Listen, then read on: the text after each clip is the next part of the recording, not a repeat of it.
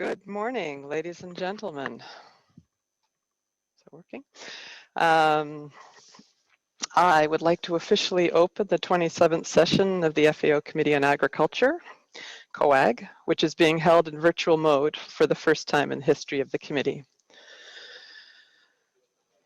I wish to inform the committee that following the resignation of the chair of COAG, His Excellency Ambassador Mohammed Hossein Ahmadi of the Islamic Republic of Iran on the 7th of September 2020, in accordance with Rule 1.6 of the Rules of Procedure of COAG, the first Vice Chair, Jennifer Fellows of Canada, representative of the North America Regional Group, was appointed to serve as chair for the duration of the 27th session of the committee until the election of a new chair at the end of the session. Consequently, on the 23rd of September 2020, the COAG Bureau appointed Mr. Tanawat Tiensen of Thailand, representative of the Asia Regional Group of the COAG Bureau, as first vice chair for the remaining term of office until the end of the 27th session of COAG.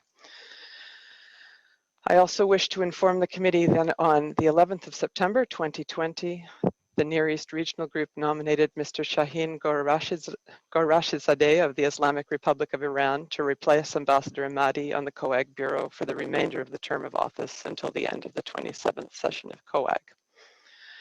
I wish to congratulate Mr. Tiensen and Mr. Ghorashizadeh on their nominations, and in particular, I wish to thank Ambassador Ahmadi for his guidance and contributions to the work of the committee over the past biennium. He was a very active and energetic chair and did much to advance the work of COAG and put in place the preparations for this meeting. Before proceeding, I will pass the floor to the COAG secretary for some practical guidelines to ensure a smooth running of our virtual Zoom meeting. Ariella.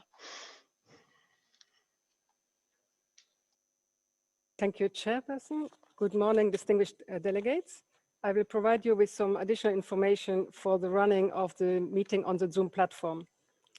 All participants are requested to kindly ensure that when registering into the Zoom platform, the name of your country organization appears in the name box. To do this, click on the dots appearing in the right-hand corners of your image box, select Rename, and insert, please, your country name and last name.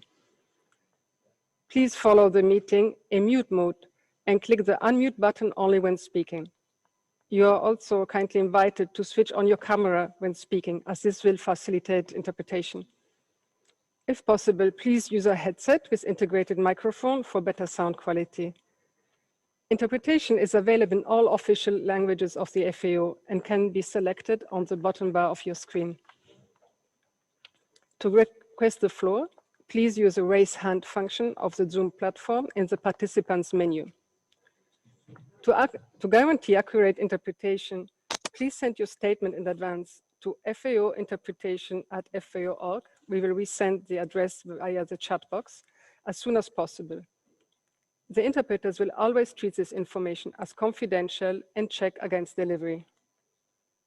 Please speak more slowly than usual and be in mind that in a virtual meeting, audio quality may deteriorate unexpectedly and become insufficient for interpretation purposes. Our interpreters will indicate this verbally and resume interpretation as soon as the sound quality permits. Any technical matters should be referred to audiovisual services using the private chat function. Thank you very much.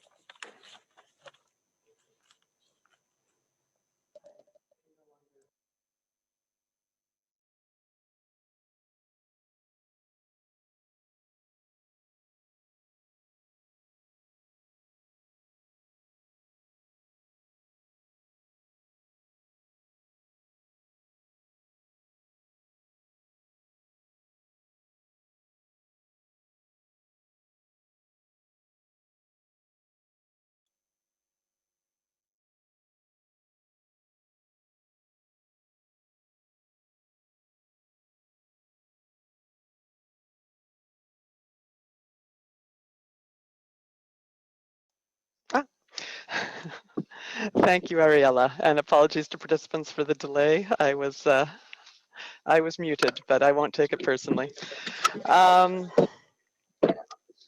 So, distinguished participants, in light of the global COVID-19 pandemic and associated public health concerns and constraints, Before proceeding to the substantive deliberations of this session, we must ensure that the status of this virtual meeting as a formal session of this committee and the validity of the decisions and recommendations adopted by the committee are preserved. As you are aware, the COAG Bureau held consultations on the 1st and 14th of September 2020 concerning the alternative arrangements to be put in place for the holding of the 27th session of COAG, including through remote participation. In these consultations, the members indicated their consent to convene the committee by virtual modality. In light of the exceptional prevailing circumstances caused by the COVID-19 pandemic and the important work of the organization that must be advanced through our deliberations, we now need to take a formal decision to confirm agreement to hold the session in virtual modality.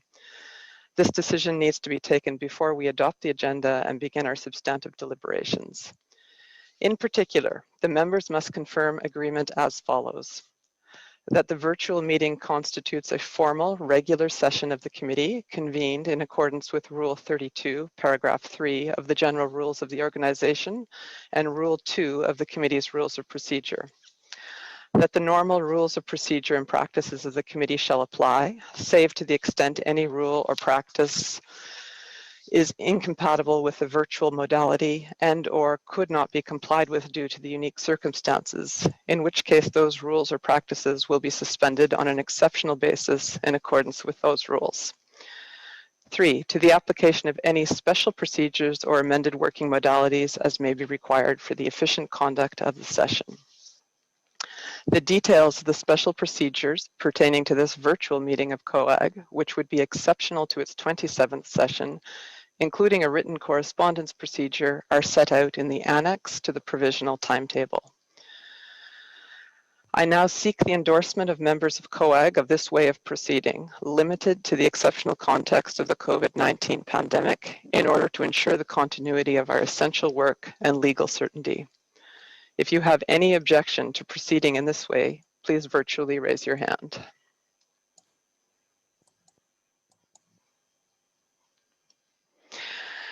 I take it that the committee agrees on an exceptional basis to hold this session virtually and, for this purpose, to suspend those rules of procedure that may be incompatible with a virtual meeting and to apply any special procedures or amending working modalities as may be required. Finally, I would like to request that the report of this session of the committee records these decisions taken by its members. Thank you. Before proceeding, I would like the Secretary to make a short announcement. Ariella, the floor is yours. Thank you, Chair. I wish to bring to the attention of the committee that the European Union is participating in this meeting in accordance with paragraphs 8 and 9 of Article 2 of the FAO Constitution. Furthermore, the European Union will be participating in the drafting committee in accordance with the aforementioned paragraphs of Article 2 of the FAO Constitution, and on matters within its competence will be exercising on an alternative basis the membership rights of the European Union member states elected to the drafting committee. The declaration by the European Union and its member states is contained in information document COAG/2020/INF number 3. Thank you very much. Thank you, Ariella. And now I wish to extend a warm welcome to the FAO Director General and invite him to address the committee. Following the Director General's opening remarks, we will proceed directly to the committee agenda. So Director General, welcome to our virtual COAG session, and you now have the floor. Okay, thank you, Jennifer. Good morning, ladies and gentlemen. I'm pleased to join you at the opening of the 27th session of the Committee on Agriculture.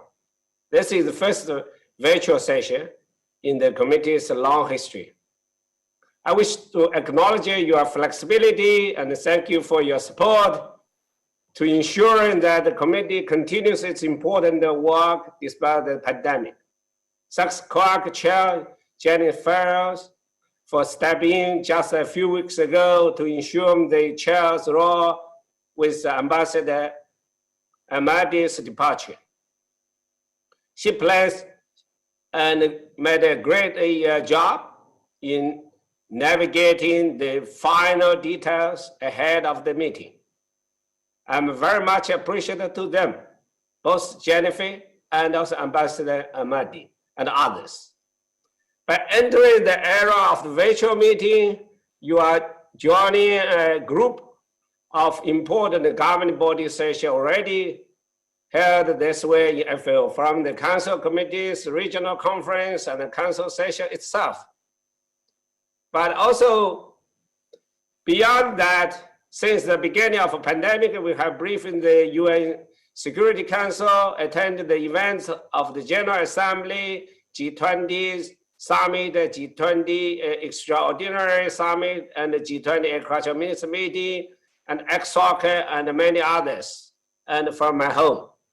So you can see I adjust my home working backdrop every time. I try my best. So I'm fully self-dependent and independent, I mean. But also beyond that, since the beginning of the pandemic, I have briefed the UN, all those important meetings I mentioned. It's a new normal.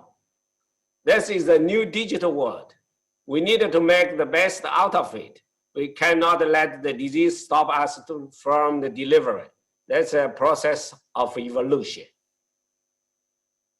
Ladies and gentlemen, from the early days of the COVID-19 outbreak, we started to monitor the impact of the pandemic on food security and food systems around the world. It soon became evident that the combined impact of disease and its suppression measures and the subsequent economic recession would increase the number of the hunger and poor, especially in low-income countries. And we focused on ensuring the continue to deliver our mandate while safeguarding the health and the well-being of our employees. And last Friday, we had a meeting with my D1 above and representing from different regions. And we are now entering the phase 4 after October 1st. We used the wide range of tools to support the policy analysis and assess the impact of the COVID-19 on food and agriculture, value chains, food prices, food security across the globe. We provide members with data, analysis, and advice on how to face these unprecedented challenges. We know that while the global food market are well supplied, excess food will be negatively affected by the income reduction and the loss of jobs. Our assessment suggests that the pandemic might add up to 132 million people to the ranks of undernourished in the world in 2020. This would be disastrous, particularly in the context of 2030 agenda and the Sustainable Development Goals. In particular, with the rise in hunger and malnutrition we have seen over the last 3 years, 1 out of 9 people in the world does not have enough to eat. About 2 billion people in the world don't have regular access to safe, nutritious, sufficient food. And at least 3 billion people cannot afford a healthy diet. We need to face the additional challenges posed by the pandemic and build back better. We do this through the comprehensive and holistic approach for recovery and building back from the perspective of FAO overall mandate, not in silos, not in individuals. Of course, we need efforts from individuals, but we have to roof design, holistic design, what we are going to do with our mandate. We have to present the FAO COVID-19 response and the recovery program in July, which spans several key priorities where action is urgently needed. I want to reiterate here again because it's very important guide and orientation for you, for the 4 technical committees, not only for the council meeting, after council meeting. So, and now we have 4 technical committees. So I think that's not only for the short term. First one, reinforce a global humanitarian response plan for COVID-19. Second, improve data for decision making. And third, ensure economic inclusion and social protection to reduce poverty. And fourth is the bolster trade and food safety standards. And fifth, boost the smallholder resilience for recovery. And 6, prevent the next zoonotic pandemic through the strengthened One Health approach. And last but not least, the trigger food system transformation, especially agro-food systems. The program is aimed to prevent the global food emergency during and after the COVID-19 pandemic, while working on the medium to the long-term development response for the food security and nutrition. It is a truly coherent, joined up cooperative response to your need, linked to all parts of the organization, harnessing our technical, operational, normative, and data capacity to support action at the global, regional, and the country levels. In pursuit of the Sustainable Development Goals, it aims to mitigate the immediate impact of a pandemic or to strengthen the future resilience of food systems and livelihoods. But we need to look beyond the pandemic and keep our focus on the 2030 agenda and its Sustainable Development Goals. We do this through the hand-in-hand initiative. When I came to the office, we started this. So 1 year, literally 1 year, 14 months passed. The country-owned and country-led initiative that prioritize those who are at risk of being left behind, while the extremely hunger and poverty are increasing. This includes small island development states, least developed countries, least developed landlocked countries, as well as those who face severe challenges in confronting the pandemic. It is a new business model for collaboration, which uses a broader spectrum of partnerships and leverages and technical and data capacity of the organization, and also with our partners globally, to determine well how action can be targeted to the rich, the most vulnerable, have the greatest impact on poverty and hunger. It is not only innovative in the thinking behind it, but also use state-of-the-art tools and technologies. The hand-in-hand geospatial platform, a GIS data platform accessible to all, which supports stakeholders with rich, shareable data while respecting the proper protocols of data confidentiality. The data lab for statistical innovation that implement the combined use of non-conventional data sources, big data, data science, and text mining method for decision making and impact assessment. I'm pleased to say that many members are already engaging with the initiative, and now we have started implementing in 22 countries. I said it's country-owned and country-led, and of course, based on volunteer commitment. Ladies and gentlemen, the impact of COVID-19 is increasing the burden of the family farmers and the most vulnerable people. They require the greater support and increased investment in knowledge, infrastructure, technology for sustainable agriculture. At the same time, agriculture and food system are under pressure from other unprecedented threats, like transport disease, pests and disease, and also adverse impact of climate change. We saw called abiotic stress. This is reducing the yield and the diversity of crops and animal species, and increasing the incidence of disease and their distribution. A third of today's diversity could disappear by 2050. The people most vulnerable to climate shocks and natural hazards are the 2.5 billion small-scale farmers, herders, fishers, and forest-dependent communities who derive their livelihood from natural resources.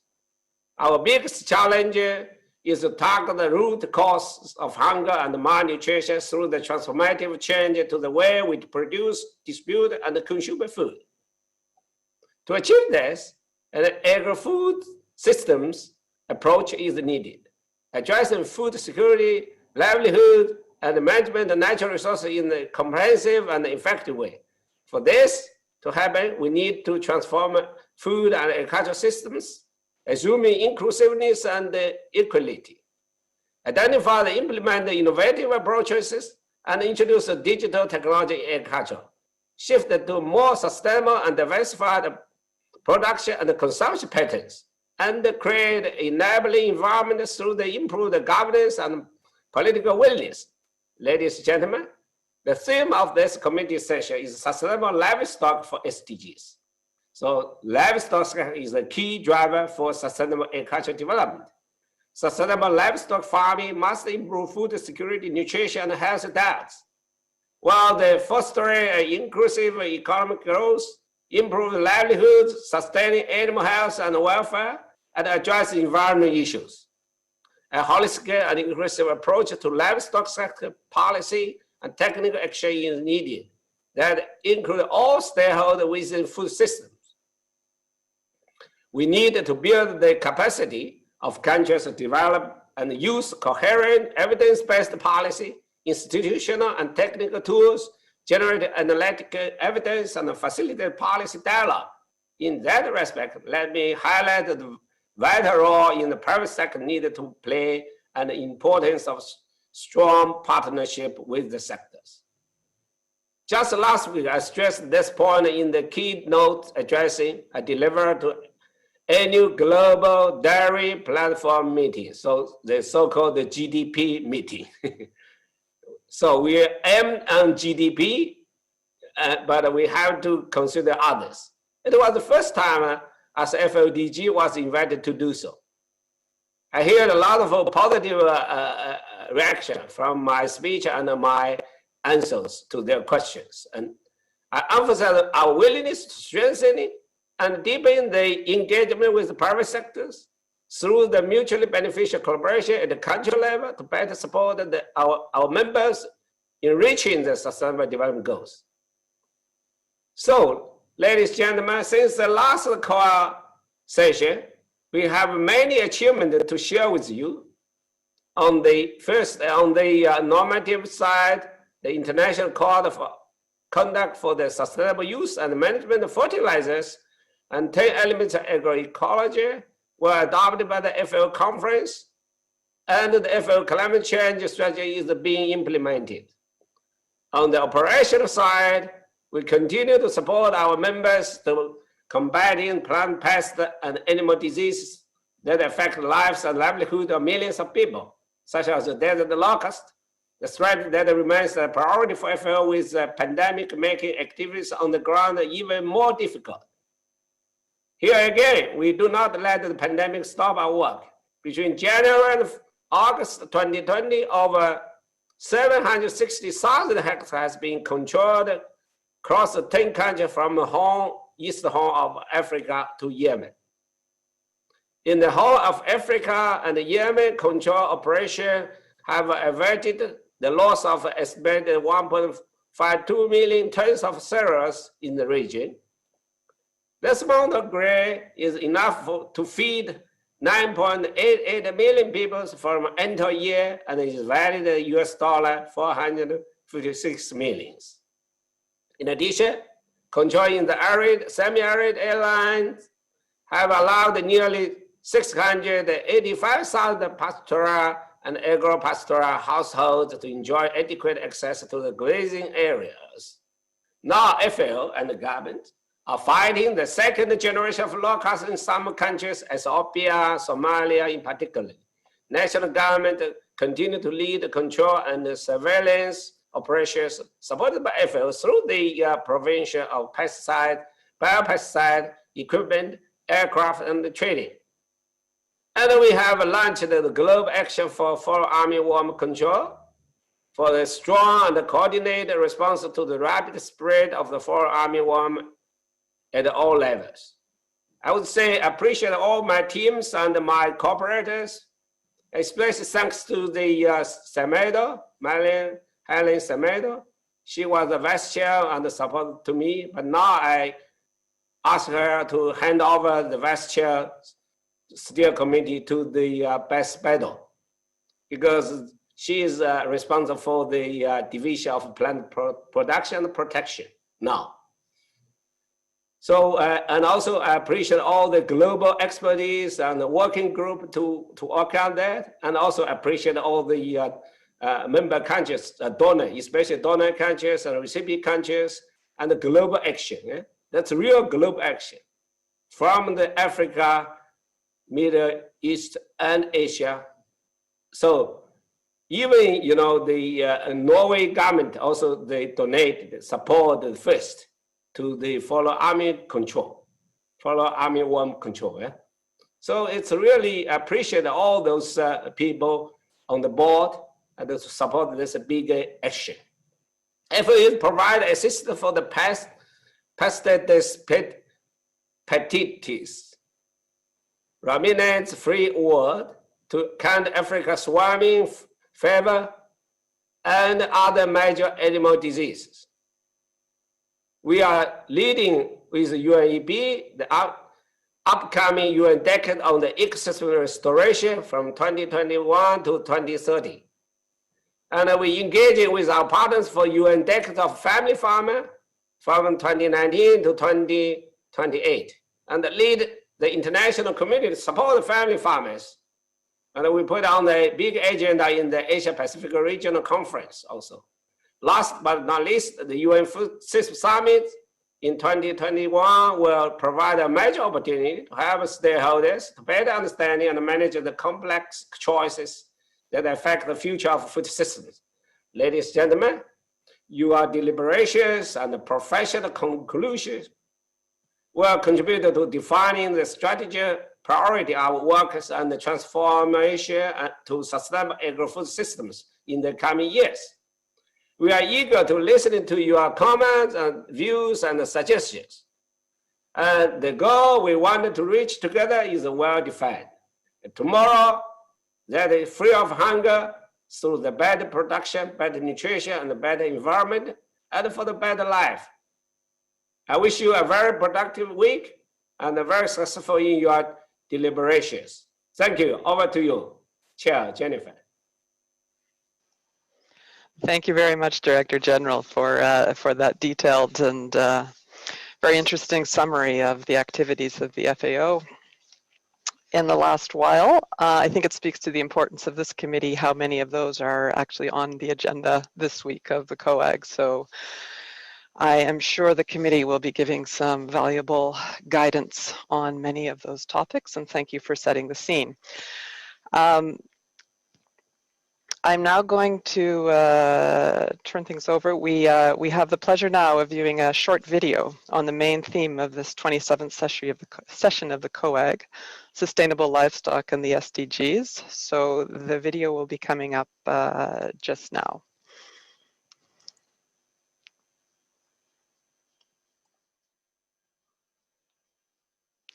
If the technology works. Source food in particular is increasing. The growing livestock sector brings new opportunities and challenges for food security and nutrition, livelihoods and economic growth, animal health and welfare, and natural resources and climate change.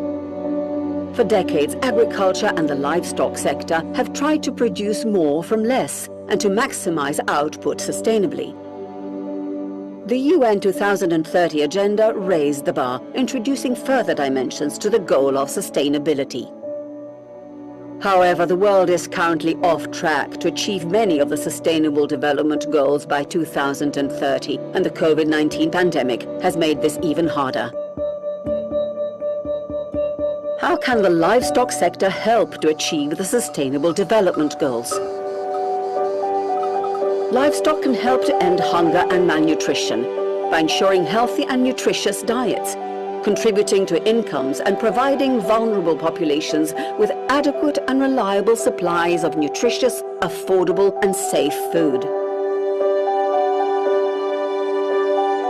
Livestock can contribute to poverty reduction and economic growth by supporting the livelihoods of large numbers of rural people, helping to alleviate poverty, creating employment, stimulating demand for goods and services, and feeding into other sectors of the economy. Livestock can contribute to ecosystem services by supporting biodiversity and key ecosystem functions, nutrient cycling, and soil carbon sequestration. Livestock can increase resilience by helping hundreds of millions of people to survive in marginal areas due to their versatility, When integrated with crop, tree or fish farming, livestock help to increase their outputs, spread risks, withstand shocks and adapt to changing climatic conditions. The livestock sector is important for each SDG, but there are challenges that need to be managed. Livestock contribute significantly to climate change. They are the biggest agricultural land user, can cause biodiversity loss and draw heavily on natural resources. Intensification of animal production could compromise animal health and welfare. This also threatens human health through antimicrobial overuse and increased risk from zoonotic diseases. In a more competitive sector, it is difficult to ensure inclusive access to markets for small-scale farmers and pastoralists, women and youth. Due to these complex interactions, enhancing livestock's contribution to the 2030 agenda requires a holistic and inclusive approach. FAO is supporting members to integrate livestock policies and practices with sustainable development strategies around the world. Together with governments, international communities, the private sector, farmers and other actors, we can ensure growth is socially, economically and environmentally sustainable. Promote inclusive and efficient livestock markets. Make sure animal products are safe. Prevent and respond to livestock-related emergencies, like diseases or natural disasters. Promote best practices for animal health and welfare. Use evidence-based tools and guidelines to shape policies and practices. Food and agriculture are at the heart of solutions for many of the challenges the world is currently facing, and sustainable livestock can help to create a better life for billions of people. Together, we can sustainably transform the livestock sector and contribute to the UN Sustainable Development Goals.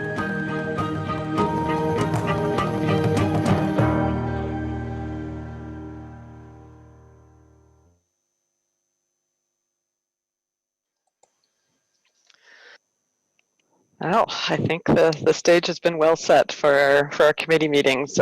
Please note that video will be available on the COAG website for further viewing.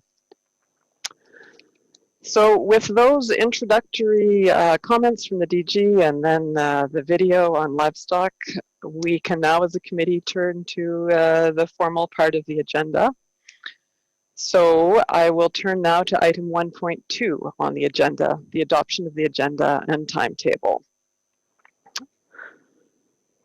This is set out in documents COAG/2020/1/Rev1 and COAG/2020/INF/1. Document COAG 2020-1 Rev 1 contains the provisional agenda, which was sent to all members on the 13th of August 2020, together with the invitation to this session. Before moving to the adoption of the agenda and timetable, I wanted to advise the committee that as chair, I received 2 letters last week, one from the European Regional Group and one from GRULAC. They were separate letters, but they were raising concerns with the similar concerns, and I thought it would be appropriate to highlight this here in case the committee wished to discuss it as part of this agenda item. The concerns raised related to the lateness of documents, and in particular that many of the, or a number of the documents, the translations of documents were late, and so some concerns were raised about the impact of those late documents on the ability of members to prepare properly for the substantive items on the agenda. And the European regional groups, both letters sort of suggested considering alternate approaches for some agenda items, and GRULAC identified items 2.4, which is AMR, and 2.9, which was the Code of Conduct on Food Loss and Waste, as 2 items that they felt were particularly impacted. So I did want to flag this to the entire committee at this point, that those concerns have been raised. I will open the floor, of course, now when we to consider both the agenda and the provisional timetable. But before I do so, I would just perhaps make a suggestion in case members want to react to any of this. I'll put my suggestion into the mix as well, that one way forward can just be to, as a committee, work through the agenda, bearing in mind that these concerns have been raised. And when we get to relevant agenda items where some members may feel that that the lateness of the document is impacting their ability to engage and the ability of the committee to come to clear recommendations or conclusions, we can then on a case-by-case basis consider whether alternate approaches may be warranted to move forward those agenda items, and potential approaches may be similar to what we used with the last COAG, where we also had some items that we didn't have conclusions on, where we can consider whether after COAG we should recommend that there be further technical consultations on some topics that would then report to council and conference separately on specific items.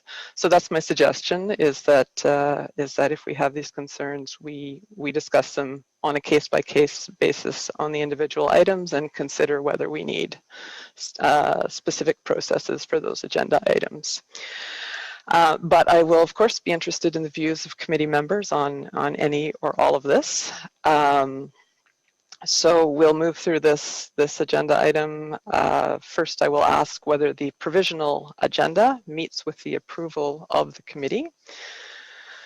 And if we can move to adopt that. So I will open the floor now for any who wish to raise points on the provisional agenda.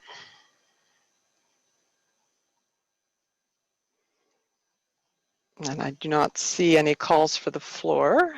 So we will consider that provisional agenda adopted. With respect to the provisional timetable contained in document COAG 2020 Inf 1, and in light of the decision by the committee to hold the 27th session of COAG in virtual mode, the COAG Bureau agreed that consideration of the following 6 agenda items as set out in the cover page of the provisional timetable has been handled through a written correspondence procedure, namely item 2.12, terms of reference of the International Platform for Digital Food and Agriculture, item 3.3, report of the Global Soil Partnership, item 4.2, implementation of the recommendations of the 26th session of the committee, item 4.4, FAO's work on rangelands and pastoralism and proposal for an International Year of Rangelands and Pastoralists, item 4.5, proposal for an International Day of Plant Health, and item 4.6, proposal for an International Year of Date Palm. Discussion of the draft conclusions of these 6 agenda items will take place on Thursday morning as outlined in the provisional timetable. So does the committee wish to adopt the provisional timetable?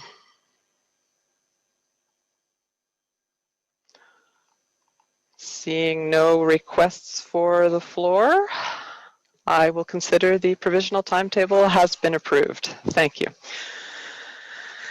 And we will now move on to item 1.3, nomination of the chairperson and members of the drafting committee. With regard to the nominations for the chairperson and members of the drafting committee, the regional groups have proposed. We have received as yet no nomination for chairperson, and the following countries have been proposed as members: Argentina, Australia, Bangladesh, China, Cuba, Germany, India, Indonesia, Spain, United States of America, Zimbabwe, and the Russian Federation.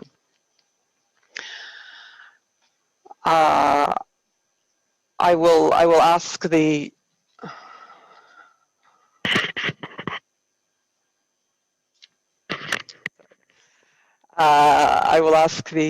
the members of the drafting committee to confer amongst themselves and let us know of a nomination for chair as soon as possible.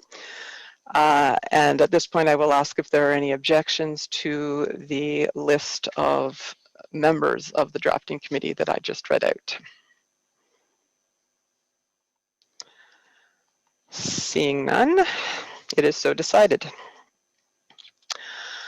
So ladies and gentlemen, before we begin our substantive work this morning, I would like to kindly request speakers to keep their interventions as brief and focused as possible in order to maintain our schedule as set out in the timetable.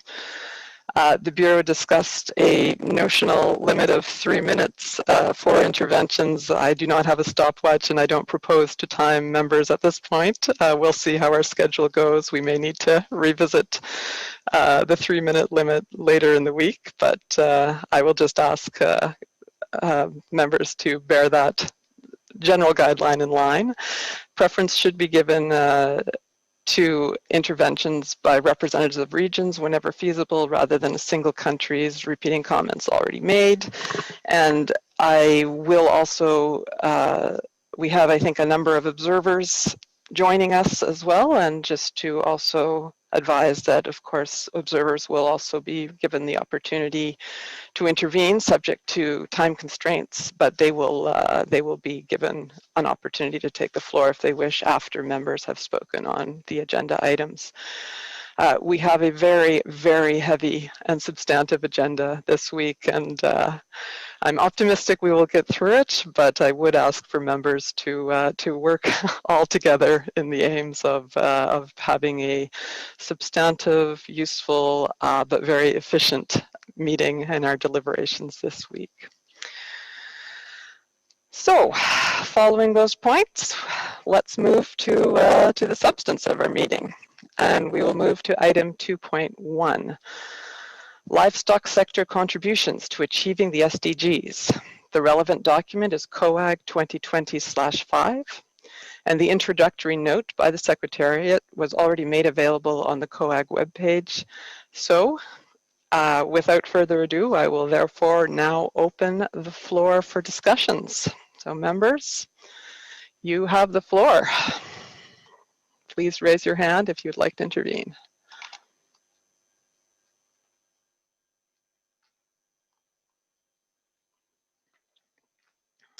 And I see Indonesia has raised their hand. So Indonesia, the floor is yours, followed by the Dominican Republic. Excellency, Mr. Chairperson, Indonesia delegation would like to appreciate the work by FAO to conduct this meeting amidst the current volatile global situation. Indeed, while progress has been reported for most of the SDG indicators related to livestock under FAO custodianship, it is unfortunate that statistics continue to paint a worrisome trend in which millions of people are still suffering from hunger and multiple forms of malnutrition, and the current global pandemic of COVID-19 has further worsened this condition. In this regard, we agree that urgent, holistic, and concrete action are needed to support nation efforts in achieving the target of eradicating hunger and malnutrition, including those indicators related to the livestock sectors. For Indonesia, this agenda is utmost important as livestock sector is one of the strategic priorities. Today, Indonesia agriculture comprises of almost 40% of our GDP, with 1.76% are from livestock. Out of 267 million Indonesians, 27 million households are rely on their livelihoods from the agriculture sector, and nearly 50% of them are also raised livestock. The livestock and poultry population has risen substantially over the past 10 years in response to Indonesia's growing demand for protein-based foods. Aligned with the SDGs, under the current Strategic Development Plan 2020-2024, concerning the livestock development, we focus our efforts to optimize the use of local resources sustainably to increase, first, the provision of quality protein-based food, second, added value and competitiveness of animal-based products, and third, improve farmer welfare.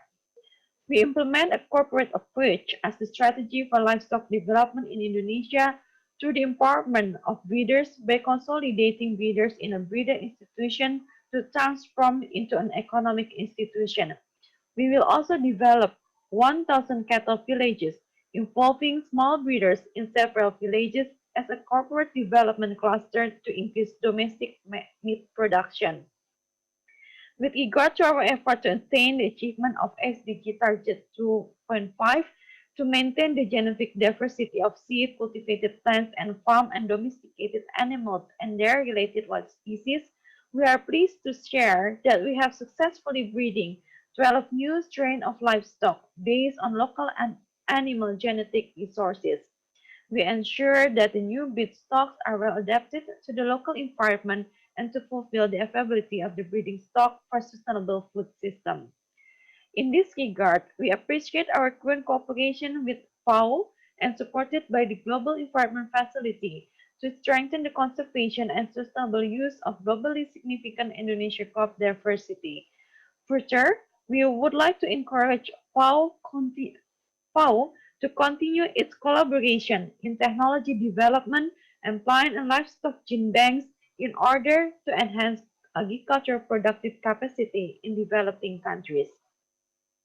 In line with the proposed establishment of the Subcommittee of Livestock, we welcome FAO's initiative to produce voluntary guidelines to enhance the productivity of small-scale livestock keepers and improve their contribution to the SDGs. Indonesia has particularly thanked FAO's continuous effort to build sustainable and resilient livestock and animal health, including through increased emergency preparedness project, One Health, and Global Health Security Program. Finally, we hope FAO continues to strengthen its livestock sector policy and technical support to members to contribute positively to the SDGs. I thank you, Madam Chairman. Thank you, Indonesia. I'll pass the floor to the Dominican Republic, followed by Russia. Dominican Republic, you have the floor.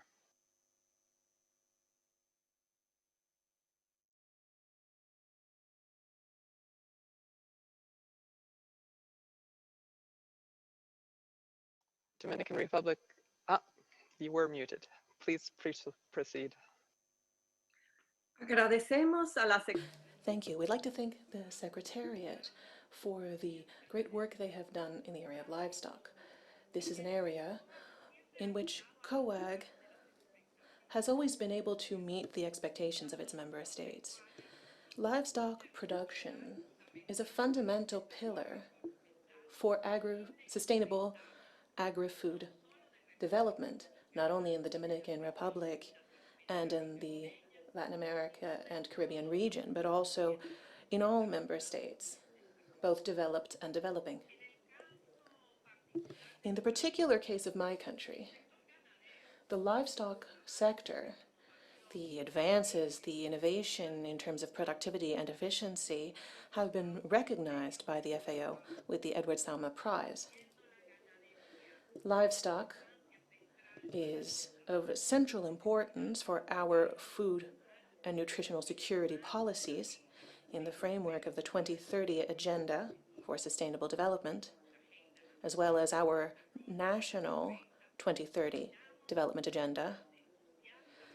Thus, we strongly welcome the document and we exhort the COAG to continue supporting the livestock sector, covering all technical aspects which the FAO can provide at the national, regional, and global level. Thank you.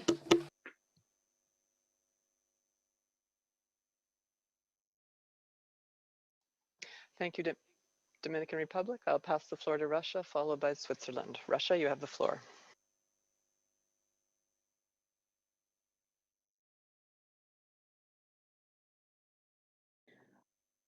Поддерживаем. Thank you. Once again. I think you're good. Please proceed. Okay. Уважаемая госпожа. Madam Chair, we support the idea that livestock is one of the main catalyzers of agricultural development. It directly and indirectly impacts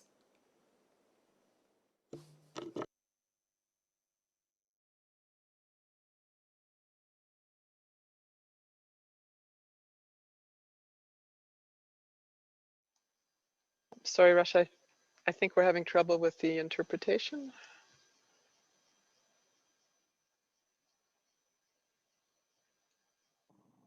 Are you hear me? We heard you to start, but you got cut off after your second sentence, I think. So if you would not mind restarting back there. Thank you. Окей.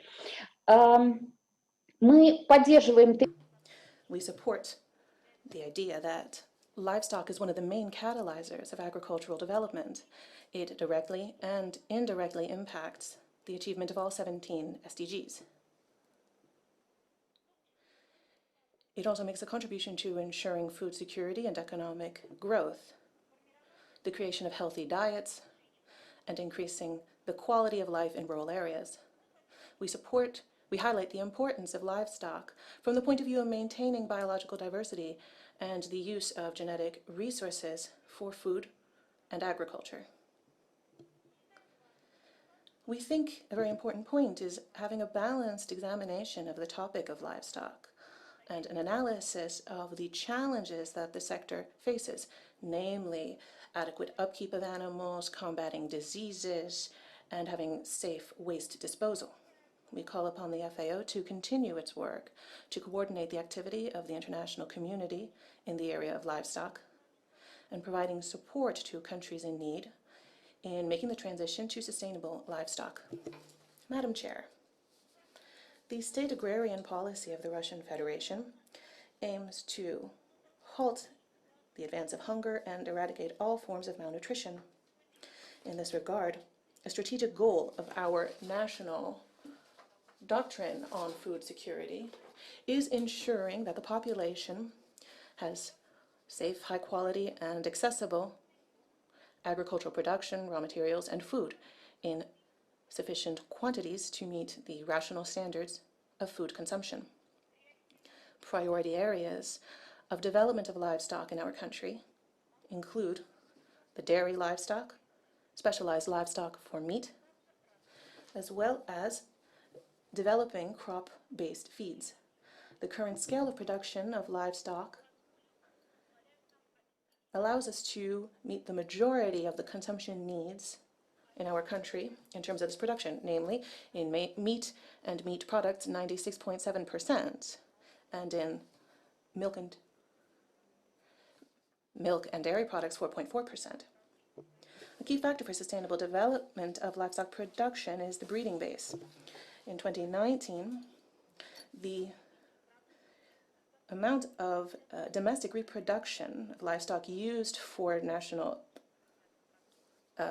agricultural production was 93.4%. By 2025%, we plan to increase our domestic highly competitive meat crosses to 15% of total production. The Russian Federation makes great efforts to increase the level of biosafety of livestock raw materials by ensuring cross-cutting traceability of all livestock production. At all stages of supply, we have implemented solutions so that we can identify the origin, the location, and the movement of livestock animals, as well as lots of processed food. Russia is carrying out a digital agriculture program with great success, which includes a series of measures to implement digital technology and platform solutions in the agricultural sector. A considerable contribution in developing livestock production in Russia is made by small-scale farms. Thus, in a number of Russian regions, there is financial support directly to small population indigenous people. For example, within regional agricultural development programs, there are measures to develop the stock of reindeer and red deer in the Arctic zone of the Russian Federation, which ensures that the people who live in these territories have access to their traditional food. It increases their level of employment and their income. We pay separate attention to enabling conditions for livelihoods in rural areas, including by creating favorable infrastructure conditions, increasing the participation of rural populations in achieving socially important projects, and developing positive relations with rural areas and the rural way of life. In addition, We carry out events which aim to ensure that rural populations have appropriate housing, social infrastructure, engineering infrastructure, and roads. This allows us to ensure that the livestock sector in our country and its production, in a very successful way, will impact the achievement of the SDGs for the 2030 agenda and help us achieve, as I say, all 17 SDGs.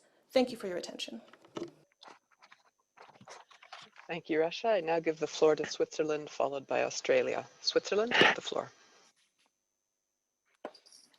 Thank you, Madam Chair, and we congratulate you on your role, and thank you for having taken up this function at such a short notice. This is very much appreciated. Switzerland thanks the Secretariat for the preparation of document COAG 2020/5, INF 5 and INF 17. Switzerland considers the livestock sector an important part of sustainable food systems development and actively cooperates with FAO, in particular through the Global Agenda on Sustainable Livestock, the Livestock Environmental Assessment and Performance Partnership, and the Global Research Alliance. As member of the Global Agenda for Sustainable Livestock, GASL, we appreciate FAO's role as intergovernmental stakeholder, programmatic collaborator in providing technical expertise, and as Secretariat. FAO indeed does a valuable work there. We would have preferred if main document 2020/5 had referred to this important work FAO is conducting in collaboration with stakeholders in GASL and in LEAP. This is part of SDG 17. GASL was established by COAG in 2010 and has continued to increase its role in sustainable livestock in many parts of the world. In our view, COAG would benefit from a more active interaction with the global agenda. We agree that the livestock sector directly or indirectly contributes to each of the 17 Sustainable Development Goals. We would like to emphasize the important linkage with SDG 12 on responsible consumption and production. This link is, in our view, missing in document 2020/5. With regard to the suggested actions, Switzerland agrees that FAO strengthens its livestock sector policy and technical support to members. A sustainable transformation of the livestock sector is needed, as highlighted in paragraph 15. Such transformation must be driven by a systems approach, which spans from livestock production to consumption of animal-sourced foods. Therefore, FAO should use a systems approach in its normative work and technical support. We welcome the development of voluntary guidelines to enhance the productivity of small-scale livestock keepers and improve their contribution to food security, nutrition, and poverty eradication. We would like to stress that these guidelines should ensure that productivity enhancements do not compromise animal health and welfare, human health, and environmental sustainability. Finally, we would like to propose 2 additional actions that emphasize the need for collaboration and partnerships in line with SDG 17.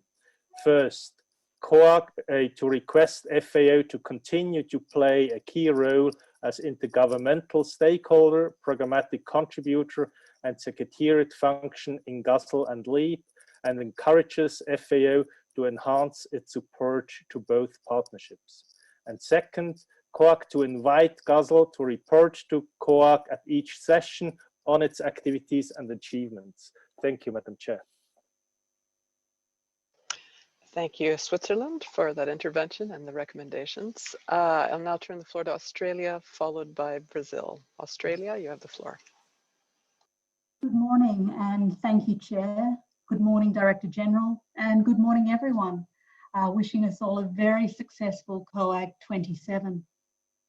We thank the Secretariat for their hard work over the last 2 years in laying the groundwork to make sure that we progress through the proceedings this week, keeping the important theme, sustainable livestock for SDGs, at the front of our minds. Australia is committed to supporting the global effort to achieving the SDGs by 2030. The SDGs reflect things that Australians value highly and seek to protect. like a healthy environment, access to opportunity and services, human rights, inclusive economies, diverse and supportive communities, and our Aboriginal and Torres Strait Islander cultures and heritage. Australia also understands the important role of livestock in achieving the SDGs. As such, we continue to strengthen our livestock sector policy and technical support using an integrated approach that reflects sustainable development issues and priorities. We also actively apply practices across the sector and its value chains, which are environmentally, socially, and economically sustainable. We agree that a holistic and inclusive approach to the livestock policy and technical action is needed. We also strongly agree that policy decisions must be informed by robust data and scientific evidence, should be inclusive of all stakeholders, collaborative and non-duplicative in nature, and must respect that there is more often than not no single solution given the inherent differences which apply across the globe. Australia also knows that it is important to acknowledge the role of international trade and investment as vital components of efficient resource use, sustainability and food security, and the resilience of food systems. We therefore ask the FAO to add to the list of its action points the need to promote and increase the role of multilateral cooperation in livestock trade, investment, and research. Australia is proud of the work it is doing both domestically and on the international stage to improve the sustainability of the livestock sector, mitigate climate change, and enhance animal health actions. We have already established an actionable and measurable beef sustainability framework and a dairy industry sustainability framework. And we are in the process of finalising a sheep sustainability framework as well. Further, to maintain an international perspective, we work within the global sustainability framework such as the Global Roundtable for Sustainable Beef, and we participate in multi-stakeholder dialogues such as those facilitated by GASL and LEAP. We flag that there are opportunities for the FAO and other members to work with the Australian red meat and livestock industry to develop what we are calling a public-private technology investment program. This program is intended to do many things, from growing investment in commercialising low and zero carbon technology through to establishing a communication and education program to overcome barriers of technology adoption and encourage innovation and agritech use. With this, Chair, Australia is happy to support the paper and the suggested actions for the committee and highlights the importance of ongoing and dedicated focus by the FAO on livestock sector contributions to achieving the SDGs. Thank you. Thank you, Australia. I give the floor to Brazil, followed by Canada. Brazil, you have the floor. Thank you, Madam Chairperson, and good morning to you and everyone. Brazil welcomes COAG 27 special theme. This debate lies at the center of current discussions on the achievement of food and nutritional security, while guaranteed socioeconomic and environmental sustainability. The FAO's numbers on livestock speaks for themselves. Products from these sectors make up 18% of global calories and 24% of global protein consumption. Moreover, about half of people surviving on less than $1.9 per day depend directly on livestock for their livelihoods. Those figures show the importance of our discussions today, calling for a serious scientific-based conversations on two fronts. Firstly, to consolidate the importance of livestock on food security, nutrition, and biodiversity. And secondly, to demonstrate that the adoption of sustainable practice reduce the environmental impacts on livestock production. As for the sector's impact, it is important to demystify sweeping generalizations regarding livestock. Data in this respect often disregard the wide diversity in production systems. There are different levels of efficiency as well as a variety of animal diets. Regarding the use of land and related discussions on feed-food competition, studies shows the need of nuanced analysis. Livestock often occupies areas of pastures non-convertible to cropland and play an important role in turning co-products into edible goods or in turning edible crops into nutritious and protein-rich food. Furthermore, research demonstrates that modest improvements in feed use efficiency can reduce land expansion as demand and production grows. As for livestock's greenhouse gases emissions, the studies are showing the need to differentiate methane from animal origin on the one hand, from CO2 and methane emitted by combustion, extraction, and transport of fossil fuel on the other. This means it is crucial to have evaluations and policies that fit different production systems and local contexts. When it comes to the sustainable practice, it is important to recognize the expressive improvement brought by systems of productions that can offset or neutralize emissions through carbon sequestration, such as the so-called integrated systems. Indeed, a recent IPCC report shows agroforestry systems, together with increased food productivity, as the two best options for simultaneous gains in mitigating climate change, adaptation, combating desertification, fighting soil degradation, and promoting food security. The report adds that such options can be implemented with limited or no impact on land use. In sum, evidence points to the existence of efficient solutions in livestock production which need to be scaled up. As previously mentioned, it is of utmost importance that we do this considering different production realities, such as climate conditions, property size, and level of technology adopted. Therefore, we do not believe that the formulation of guidelines to enhance the productivity of small-scale livestock keepers, as suggested in documented provided for this debate, is the best way to achieve this and we proposed its deletion from the suggested action by the committee. Rather, we believe the most suitable way to promote sustainable livestock production would be to exchange information, disseminate good practice, and foster technical assistance, as the DG stressed in his initial comments this morning. Brazil would gladly participate in this exercise with methods of production that are readily available for the tropical world. Bearing this in mind, we propose the insertion of the following points among COAG's conclusion.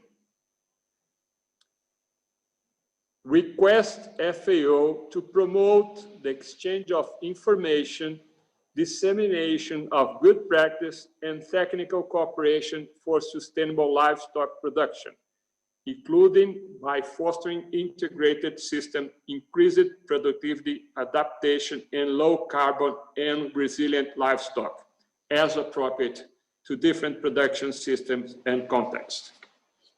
Finally, we're glad to support the suggested actions for FAO to produce comprehensive and evidence-based global assessment of the contribution of livestock to nutrition and healthy diets. We're going to provide our suggestion in written statement to the Secretariat. Thank you very much, Madam Chairperson. Thank you, Brazil. I will pass the floor to Canada, followed by Mexico. Canada, you have the floor.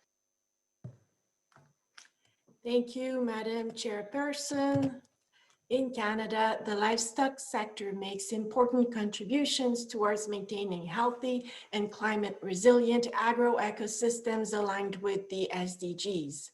For example, those systems can help in regulating the flow and quality of water, protecting fragile soils from erosion, supporting crucial wildlife habitats, and maintaining important stores of soil carbon. Over the past 3 decades, Canadian beef producers have reduced their greenhouse gas emissions and water use, all while increasing production by more than 30%.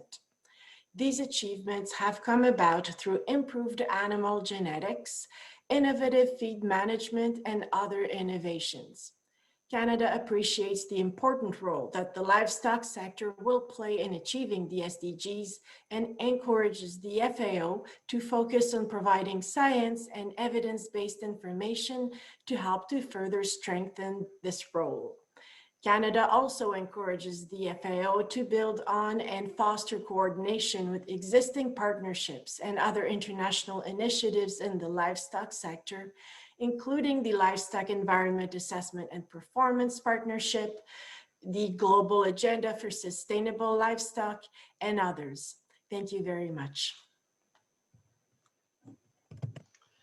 Thank you, Canada. Pass the floor to Mexico, followed by Germany. Mexico, you have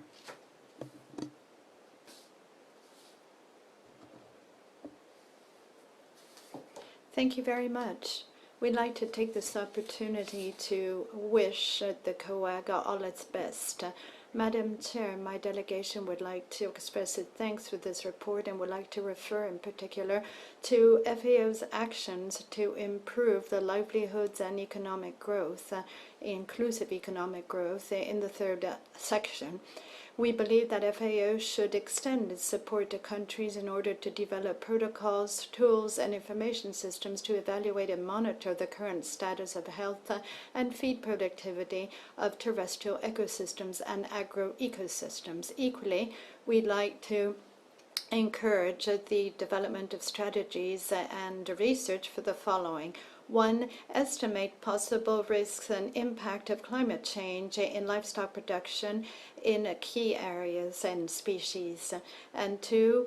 Understand the expected change in the phenological cycle of plants as well as the behavior and mobility of animal populations. And 3, in order to find out about the beneficial effect of diversity of lands and pastures in order to reduce methane emissions. And this, amongst other research areas, could be defined at a local area. In this document, reference is also made to the compensation, to how livestock needs to be offset vis-a-vis other sectors, because this activity can indeed involve different impacts, and this can also have an influence on the achievement of SDGs. Nevertheless, it's important to look at protocols and tools that will recognize to livestock breeders ways to provide for a more sustainable management of their land and of the livestock populations. This would be an area in which we believe that FAO could also work in order to support countries to achieve the SDGs in the livestock sector. On the other hand, FAO greatly contributes to the World Program for Health, or Agenda of Health Security, and the Emerging Pandemic Threats Program, the main objective of which is to prevent, detect, and fight against priority zoonoses. And we do believe that it's important for this organization to continue to promote amongst countries the implementation of awareness-raising programs in areas where there are indeed risks that imperil the health of humans and animals alike. Thank you. Thank you, Mexico. I will turn the floor to Germany, followed by China. Germany, you have the floor. Thank you, Madam Chair, for giving me the floor, and good morning to everyone. I'm honored to speak on behalf of the European Union and its 27 member states. We thank the FAO Secretariat for the background document presented under this item, and we acknowledge the many ways in which the livestock sector plays a critical role in contributing directly and indirectly to the 2030 Agenda for Sustainable Development. At the same time, we recognize that there is room for enhancing the positive role of the livestock sector while minimizing any negative externalities. Livestock is crucial to food and nutrition security, increasing food availability, and providing for diverse, healthy, and nutritious diets. Therefore, we support the proposal that FAO produce comprehensive, science and evidence-based global assessments of the contribution of livestock to food security, nutrition, and healthy diets. In this regard, we recall that the HLP report on the role of livestock and the related policy recommendations adopted at CFS 43, which should feed into this work. Livestock is also important for rural livelihoods and inclusive economic growth. In this context, we welcome FAO's specific focus on empowering small-scale producers and marginalized people. FAO should support the productivity of small-scale livestock keepers, the creation of cooperatives and other producers' associations, and the incorporation of complementary policy and institutional changes, such as access to credit and insurance to improve their contribution to food security, nutrition, and poverty eradication. However, we question the need for voluntary guidelines, which would involve negotiations among FAO members. We would appreciate further information on this proposal from the Secretariat, and we would suggest instead the development of a technical document by FAO. Livestock is an important part of the agricultural heritage of many countries. Our livestock systems are diverse in nature, reflecting adaptation to specific local contexts, and may involve complex synergies and trade-offs between social, economic, and environmental sustainability criteria.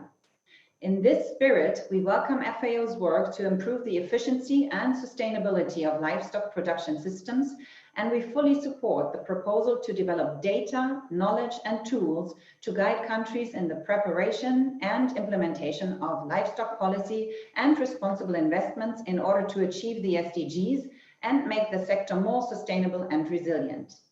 To achieve this, we need integrated, diverse, and holistic approaches which may enhance the delivery of ecosystem services by adopting high-value, nature-based solutions while mitigating and adapting to climate change. We recognize the animal health and welfare challenges faced by the livestock sector, including the risks of zoonoses to human health or the increase of antimicrobial resistance. We therefore call for enhanced collaboration between FAO, the World Health Organization, and the World Organization for Animal Health in jointly pursuing the One Health approach. On the same note, we welcome FAO's advocacy work in favor of better animal welfare and practices benefiting both animals and their keepers with the One Welfare approach. As we enter the decade of action to deliver the SDGs, livestock agriculture must play an increasing role in achieving the 2030 agenda. To this end, we call on FAO to promote an enhanced dialogue on actions and policies to increase livestock sustainability in the context of climate change and biodiversity loss, while maximizing the sector's contribution to eradicating hunger and poverty. We look forward to further exchanges on this crucial topic in the coming years. Thank you, Madam Chair. Thank you, Germany. I will pass the floor to China, followed by New Zealand. China, you have the floor.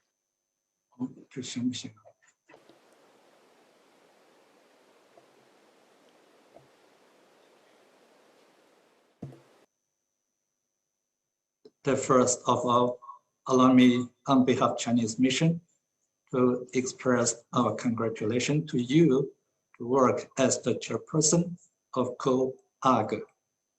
And also, I know, Madam Chair, you have the background of agriculture and made the contribution in the field of agriculture. The COAG has always played a very important role in the field of agriculture and made the contribution for food security in the world. The Chinese mission, we would like to further support COAG and actively to participate the activities to work together with the member states of COAG. The Chinese government at all levels pay great attention to the development of livestock sector in China, especially the Chinese government formulate and issue new policies to promote the development of animal husbandry and pay close attention to enhance the animal husbandry science and technology extension and to organize the diversified training course for farmers, and also try our best to further invest more in the development of livestock industry. We want further to work together with not only the COAG, but also with the UNBEST agencies to promote the development of livestock sector, to make contributions to realize the SDG targets. 女士们、先生们 Ladies and gentlemen, Madam Chair, livestock has provided abundant animal-derived foods and made important contributions to eliminating hunger and malnutrition and achieving other sustainable development goals.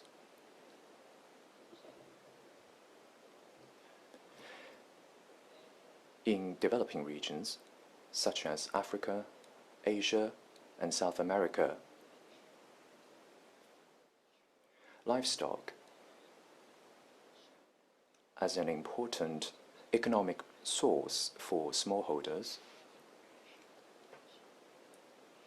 in improving smallholders' livelihood and enhancing their ability to respond to crises provides an important guarantee. China encourages the FAO to use its technological advantages to increase its support to member nations, in particular developing members, and further improve the production levels and crisis resistance of smallholders.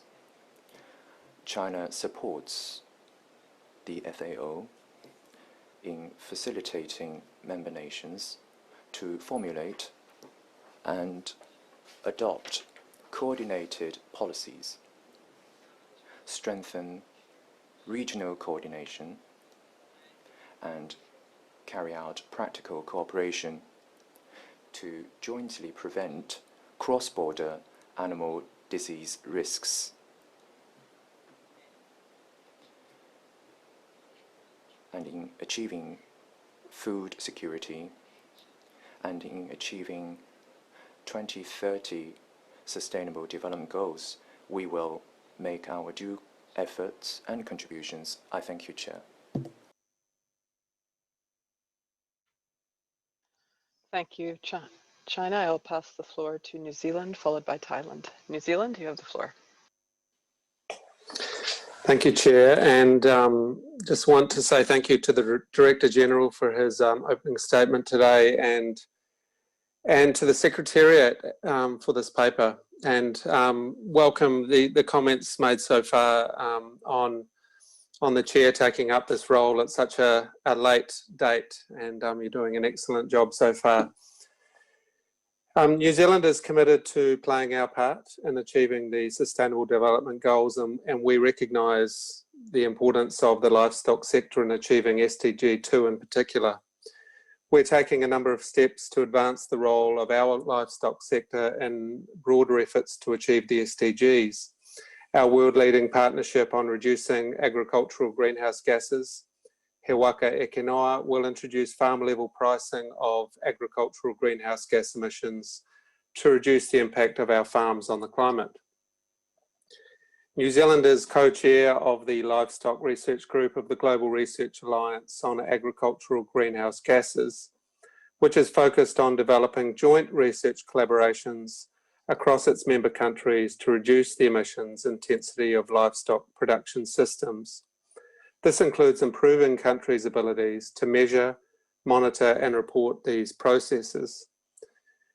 New Zealand is supportive of the recommended actions for FAO under this item. Like others, we recommend that FAO collaborates with other international bodies and initiatives on the planned assessments and tools to ensure an efficient use of resources and to produce reports that add value to the global conversation and build on rather than duplicate similar work. New Zealand recognises the important role of sustainably sourced livestock-based foods in providing critical nutrients to the global population while driving a sustainable food systems transition that meets the challenges of the SDGs. To this end, we are pleased to see the planned study assessing the contribution of livestock to nutrition and healthy diets. We recognise the importance of producing comprehensive and evidence-based global assessments of how the livestock sector can contribute to nutrition and healthy diets, and we're pleased to see FAO's forward focus in this area. Thank you, Chair. Thank you, New Zealand. I will turn the floor to Thailand, followed by Mali. Thailand, you have the floor. Thank you very much, Madam Chair, for giving the floor to Thailand. First, Thailand would like to congratulate to Madam Chair for taking these responsibilities as the chair of COAG 27 in such a short notice. And Thailand also would like to express our appreciation for the Secretariat for their hard work in preparation of this meeting. We recognize that livestock contributes directly and indirectly to all the Sustainable Development Goals, SDGs. It most specifically helps deliver every target in SDG 2 on food security, nutrition, and sustainable agriculture, as well as furthering SDG 1 in the fight against poverty and SDG 3 on good health and other SDGs, as other colleagues mentioned earlier. Just last week, Thailand, together with the Global Agenda for Sustainable Livestock Gases and other partners, jointly organized the digital event advancing the Global Agenda for Sustainable Livestock, which was intended to inform on the progress being made by the livestock sectors in addressing the role of livestock in a responsible and sustainable food systems. The livestock sectors support the livelihood of 1 billion people worldwide. Over 500 million smallholders, farmers, and herders depend on livestock for their food, livelihood, and income. Many of these people are women and youth for whom livestock provide essential livelihood functions and provide opportunity for income growth. Livestock sector provide an average of 40% of the global agricultural GDP, as all of you know, and even higher, up to 60 to 80% in developing countries. Globally, milk, meat, eggs are among the most valuable of agricultural commodities and provide nutritious values to consumers. And as all of you know, over past decades, the development of the livestock sectors is remarkable in Thailand, and livestock sectors contribute to the economy of Thailand, economic growth of Thailand, and also the driver of demand growth. The recent trends in the domestic and international market are pointed out, and the changes of livestock productions are highlighted to increase food security, reduce malnutrition in all its forms, and alleviate the poverty in Thailand and other countries. Over decades, the Royal Thai government, in close collaboration with FAO and the World Organization for Animal Health (OIE), private sectors, and other stakeholders, has also provided technical support for strengthening the animal production and animal health to other members' countries in the region. These efforts help those countries be able to produce sufficient livestock products for domestic demands and support smallholders to improve their productivities, livelihood, good farming practice, food securities and food safeties, and animal measures at the country level. According to the Thailand National Strategies on the Sufficiency Economy Philosophy, our livestock sector development also contribute to the nation visions, stabilities, prosperities, and sustainability of Thailand and the SDG.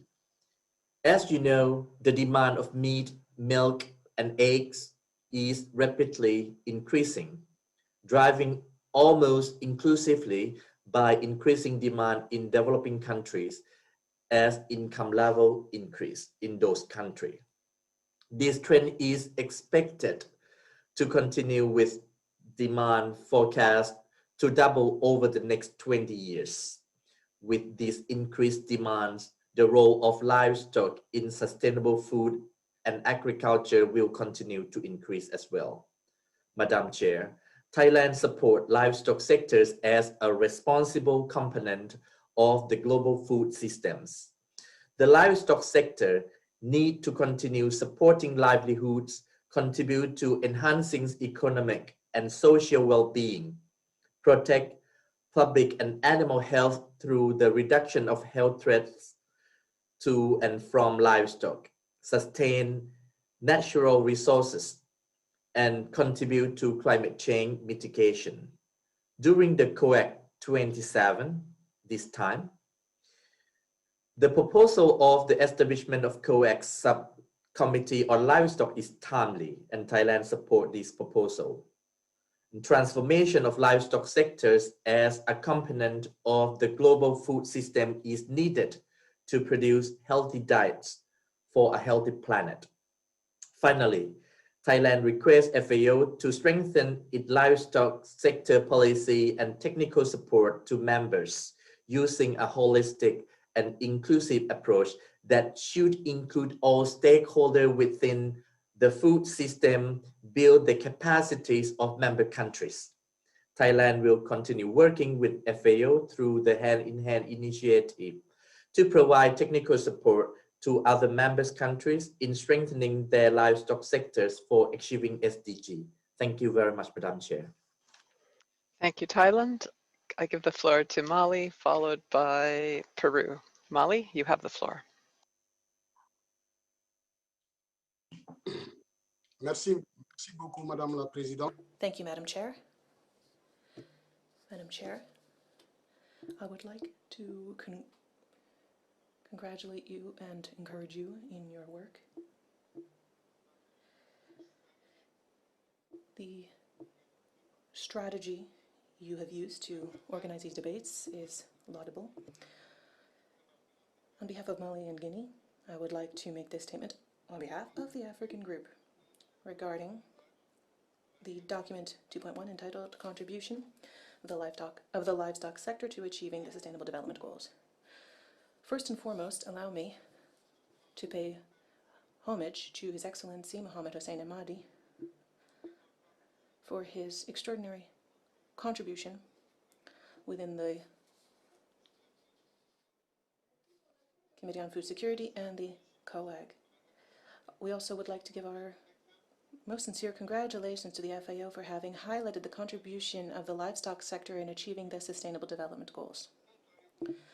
The countdown to 2030 has already begun. The arrival of COVID-19 did not improve the situation, which is becoming very worrying when it comes to achieving the majority of the SDGs. The livestock sector contributes directly and indirectly to each of the SDGs. The interactions between these SDGs are very complex. Madam Chair, ladies and gentlemen, Livestock is included in the 2030 Agenda. On the African continent, livestock provides employment and contributes to the empowerment of men and women, thanks to the income generated by the sale of animal products. Livestock animals are also used for transport and animal-drawn farming. The nutritional density of animal products means that they are the food of choice to improve the nutritional state in rural areas in general, and among children in particular. Livestock is an important catalyzer for the achievement of SDGs. Indeed, the livestock sector is estimated to be a key advantage for rural households around the world. Roughly 752 million poor people around the world raise livestock in order to produce food, have an income in cash, and accumulate assets. This is according to the FAO's data. Livestock expands and maintains 3 key areas for emerging from poverty. Ladies and gentlemen, livestock farming in Africa in general tends to be family farming. The Africa Regional Group incites the COAG to request that the FAO develop optional or voluntary directives, guidelines to increase the productivity of small-scale farmers and improve their contribution to food security, nutrition, and the eradication of poverty. Livestock can contribute to conserving biodiversity and genetic resources for food and agriculture. More than 1/3 of the world's ruminants are raised on grazelands. That percentage is higher in Africa, including in geographic ranges and arid zones. When managed sustainably, livestock animals can contribute to important ecosystem functions, the nutrient cycle, organic carbon storage in the soil, and the conservation of agricultural landscapes. Thus, the Africa Regional Group encourages the COAG to invite the FAO to strengthen its policies regarding the livestock sector and its technical support to member states using an integrated approach which will contribute positively to the SDGs while taking into account the complex interactions between the sector and the SDGs, particularly in the framework of the Hand-in-Hand initiative. Indeed, the Hand-in-Hand initiative of the FAO's Director General concentrates on countries which are combating poverty and food insecurity. This includes a number of sub-Saharan African countries. The initiative applies a specifically developed framework to identify countries that have a good agricultural potential, but also have high levels of poverty and hunger. The Hand-in-Hand initiative is based on verified data, organized and is taken on board by the countries. It aims to accelerate agricultural transformation and sustainable rural development in order to eradicate poverty and to put an end to hunger and all forms of malnutrition. Thus, it contributes to achieving all the SDGs. The initiative gives priority to countries where national capacity and international aid are most limited, and where operational challenges, including natural crises or human-made crises, are the greatest. Madam Chair, the Africa Regional Group congratulates the FAO for the remarkable work that is underway in order to achieve SDG 2, particularly in the area of improving nutrition and food security by increasing livestock production. The work of the FAO in targeting vulnerable groups by providing decision makers with data about the nutrient quality of food while helping countries develop food guidelines means that nobody is left behind. Thus, the Africa Regional Group also asks the COAG to ask the FAO to carry out complete global evaluations based on concrete data about the contribution of livestock to nutrition and healthy diets. Meanwhile, the Africa Regional Group congratulates the Codex Alimentarius Commission for its remarkable work, given the new and many difficulties of consumers today. The Africa Regional Group encourages the Codex to continue to support developing countries in a global context which is dominated by the excessive use of antimicrobials in livestock. The Africa Regional Group, finally, encourages the FAO to provide assistance to governments in developing manuals and framework plans to improve the development of value chains as well as livestock practices and social protection for small-scale livestock keepers. We welcome the close cooperation between the FAO, the WHO, and the OIE, and we strongly encourage the implementation of the One World, One Health approach. And once again, we would like to see further strengthening of member states' capacities when it comes to diagnosing animal diseases. The group invites the COAG to request the FAO to develop data, knowledge, and appropriate tools to help countries to develop and implement livestock policies and investments linked to the SDG achievement. The Subcommittee on Livestock should be the place where these policies and the One Health approach will be discussed and evaluated. Based on these arguments and comments contained in this declaration, the Africa Regional Group approves the document. Thank you very much. Thank you, Molly.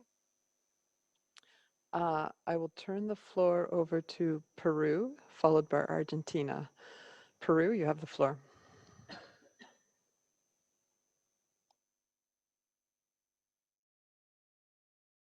Agradecer a la FAO por el continuo trabajo. I'd like to thank the FAO for its excellent work to strengthen livestock production and activity among small-scale farmers.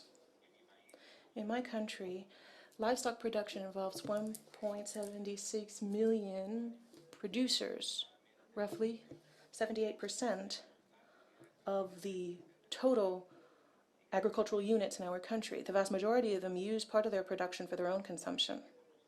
I'd like to recognize the important contribution of livestock products in combating childhood anemia, which in many parts of the world continues to be a very serious problem as it affects the development prospects of new generations, particularly in rural areas. Regarding the environmental aspects, in livestock, we can develop models that show that by generating greater resilience to climate change, we can also contribute to mitigating the environmental effects of that activity. Thus, it's very important to have a systemic approach, taking into account the different territories where livestock activity is carried out. It's also important to highlight that there are 3 NDCs, nationally determined contributions, referring to livestock that the Peruvian government has proposed, and these are linked to recovery of natural meadows, the management of grazeland, and the development of silvipastoral systems in the Peruvian Amazon.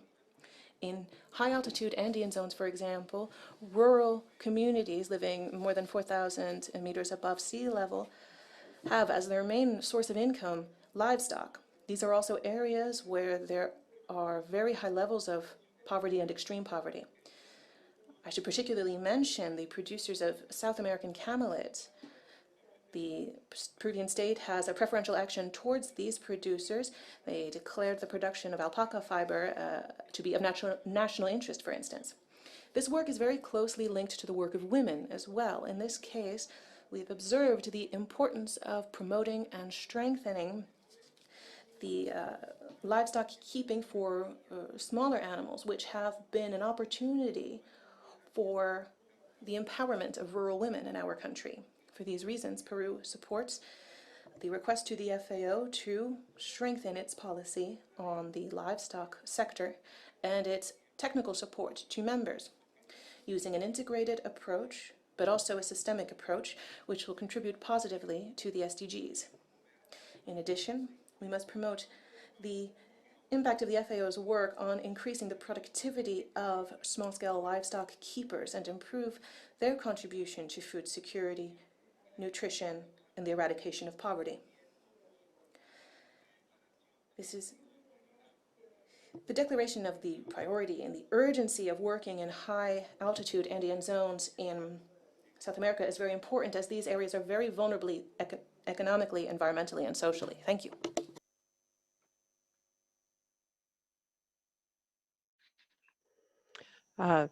Thank you, Peru. I give the floor to Argentina, followed by Iran. Argentina. Muchas gracias, Presidente. Thank you, Madam Chair.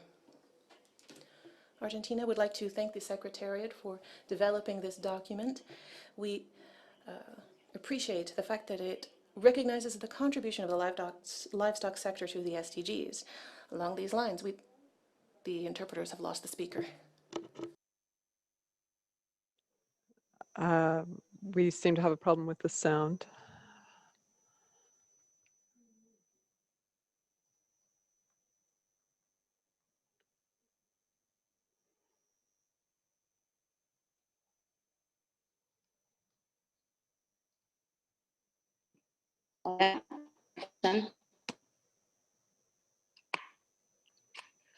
Apago el video porque I will turn off the video because that seems to be what's causing the problems.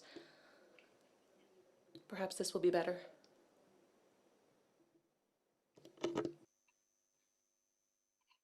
sigo. La ganadería. Livestock plays a fundamental economic role in a number of food production systems. It provides income and employment, and it contributes, therefore, to the eradication of poverty. In addition, livestock products, such as red meat, make an important nutritional contribution, and they considerably improve food security in many developing countries that have livestock production. They contribute to eradicating poverty and malnutrition.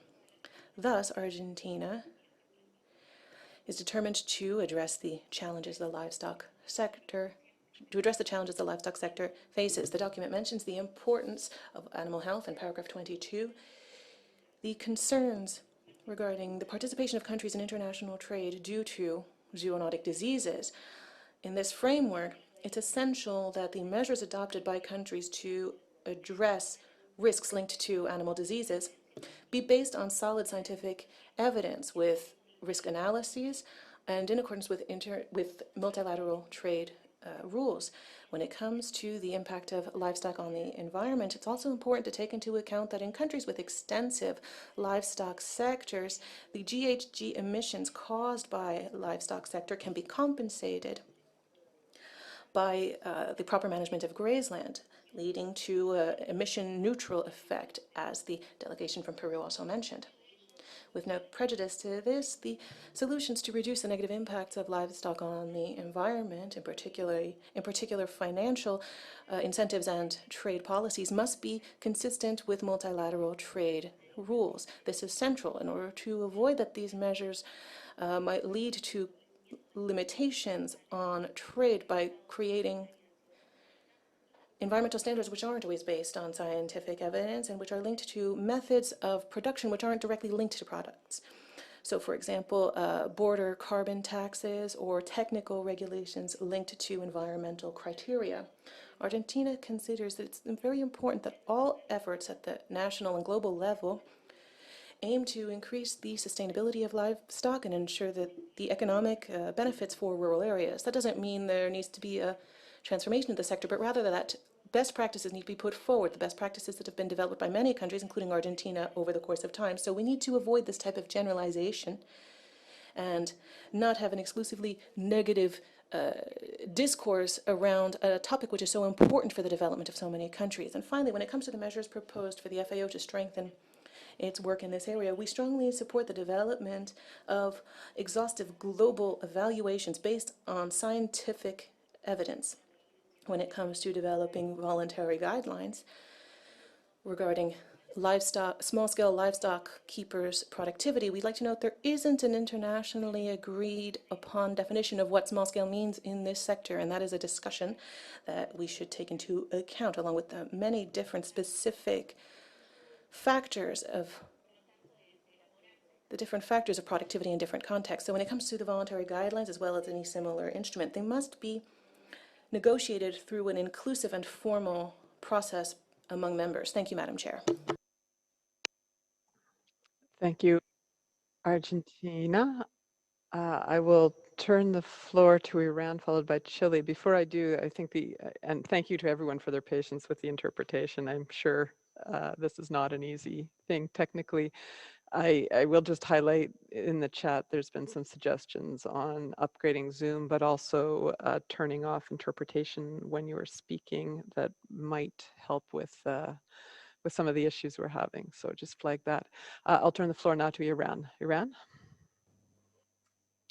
Thank you, Madam Chair, and good morning, everyone. Let me first to congratulate you for chairmanship of this session. Excellencies, Iran recognized the important role of livestock sector for achieving SDGs.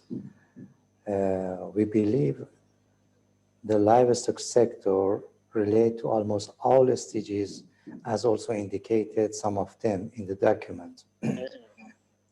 It is diverse and depends on many factors, the systems, the place, and commodity.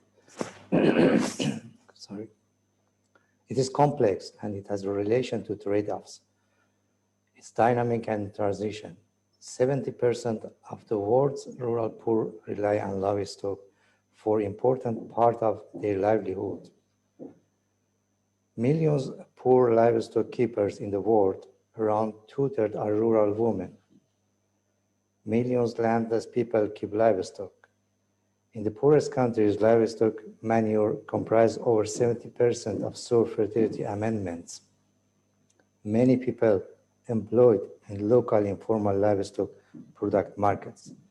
Therefore, failing to give sufficient attention to livestock growing sector could impact significantly on attaining the SDGs. So Iran confirmed the important role of livestock for achieving SDGs, and we support this document. Thank you very much, and over to you. Thank you, Iran. I will turn the floor to Chile, followed by Sudan. Chile, you have the floor. Gracias, señora Presidenta. Thank you, Madam Chair. We welcome the document COAG/2020/9. We consider that this text is an important contribution to the discussion of the livestock sector's contribution to the SDGs. In particular, we understand that there still is room to improve when it comes to the sector's contribution to climate change and biodiversity. The livestock sector is a fundamental part of our food systems because it contributes to food security and nutrition, and it contributes to eradicating poverty. Regarding the necessary actions, we request that the FAO strengthen its policy on the livestock sector, including beekeeping. In particular, technical support to countries, strengthening technical capacities within the FAO offices at the regional, sub-regional, and country level. This will provide appropriate support based on the reality on the ground. A single approach is not appropriate because there are many different production systems. In this regard, we think it's a priority to provide information and promote sustainable livestock practices based on science, appropriate to the context, and with an integrated approach which will positively contribute to the SDGs.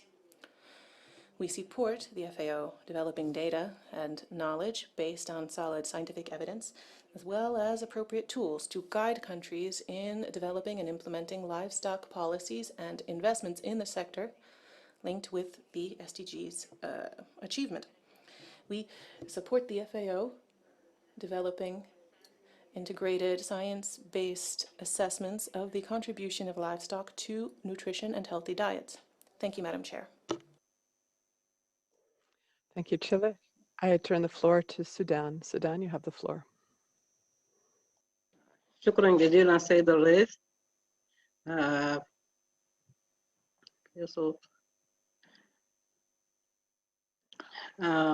في البدء يود وفد السودان أن يشيد بالجهد المضني الذي تقوم به منظمة.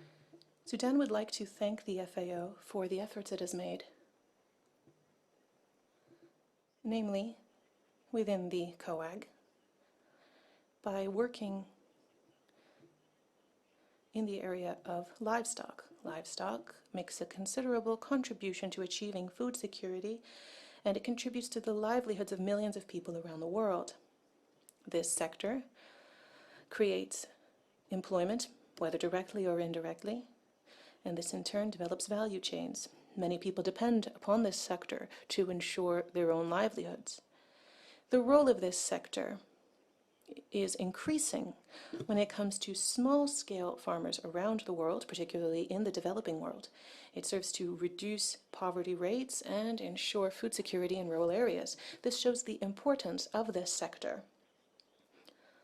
Sudan encourages what is proposed in the document so that these points can contribute to achieving the SDGs.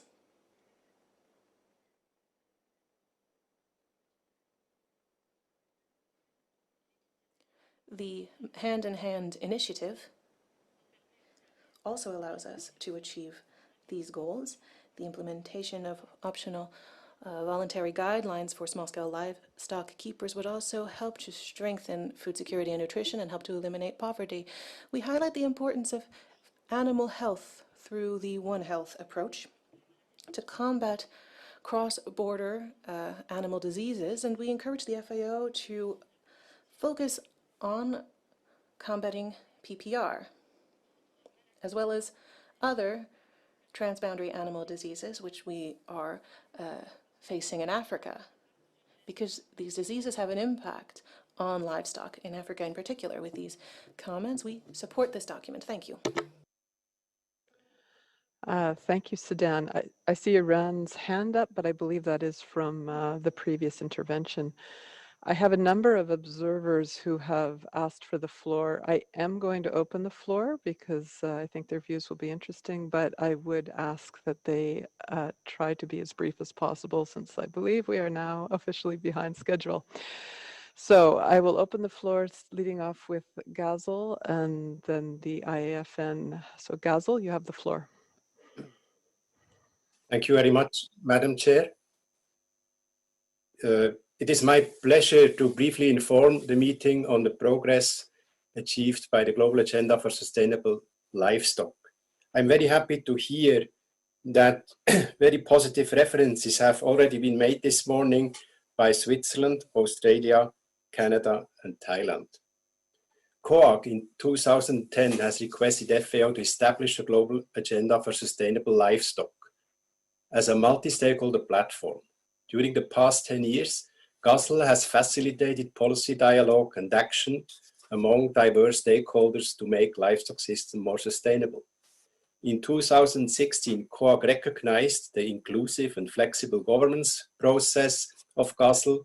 COAG noted the important linkages between the governance of GASL and the SDGs and encouraged FAO to enhance its support to GASL. FAO has done that excellently in the last years. While livestock systems are relevant to all SDGs, GASL recognized 9 SDGs with particular importance for the livestock sector. In its current 19 to 21 action plan, GASL adopted 4 sustainability domains from the 2018 Global Forum for Food and Agriculture in Berlin to better focus its actions. The approved action plan 19 to 21 has received the financial support of several important donors such as Switzerland, the Netherlands, France, the Bill and Melinda Gates Foundation, the Global Dairy Platform, and the Confédération Nationale de l'Élevage in France. GASL provides an innovative multi-stakeholder platform for policy dialogue and joint action of 113 institutional partners around the world. Stakeholders are grouped in 7 clusters of all strata of society, including the public and private sectors. Each cluster is represented in by 5 members in a guiding group led by the GASL chair, who orients the group according to the GASL action plan. GASL's action networks, led and supported by well-known research institutions, develop specific solutions for livestock-related issues. For example, the Livestock Environmental Assessment Partnership, LEAP, has already been mentioned today. A GASL action network with its secretariat at the FAO released the guidelines to assess greenhouse gases from feed and livestock production. LEAP has developed environmental guidelines regarding nutrient cycle and associated impacts, water use, biodiversity, soil carbon storage, and feed additive. Specific countries and regions are now using GASL's principles and its MSP multi-stakeholder partnership approach. Examples are Mesoamerica, the Kodagalak resolutions, the Mongolian Agenda for Sustainable Livestock, and this is rapidly developing in Eastern Europe, Central Asia, and South America.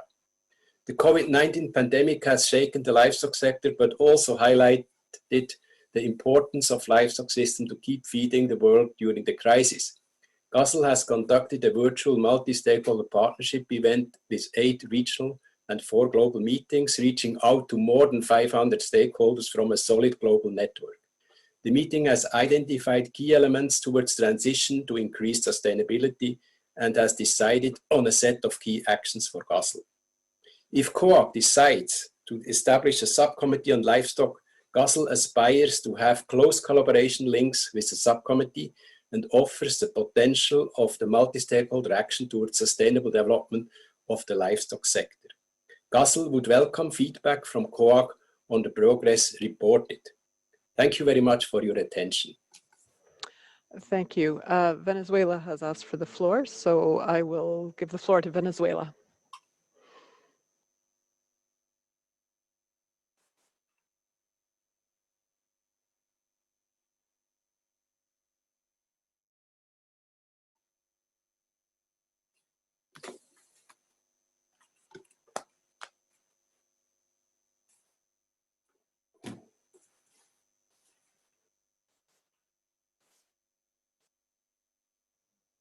I'm afraid we're not getting any sound, at least on the English channel.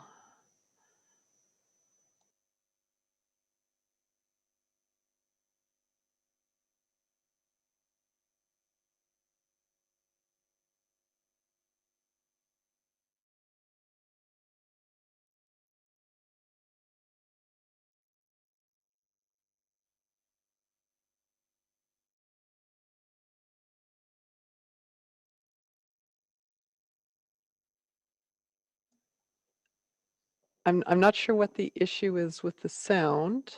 I don't think it's the interpretation. So perhaps I can ask the audiovisual to look into that, and in the meantime, we'll turn back to one of the observers and hopefully have Venezuela online. ¿Me escuchan ahora? Yes. Can you hear me now? Okay. Perfect. Thank you. I guess we've solved the technical hitch. I'd like to begin my presentation now. Venezuela feels that it is absolutely necessary to adopt an inclusive approach to technical and normative measures of the livestock sector that, of course, needs to include all the stakeholders and to develop a country's capacity to develop policies, institutional and technical policies that are based on evidence. And it's important also to facilitate policy dialogue. Equally, we underscore the importance for FAO to develop adequate tools, knowledge, and data in order to inform countries on livestock policies and investments in relation to achieving the SDGs. With these comments, we support the document. Thank you, Madam Chair. Over.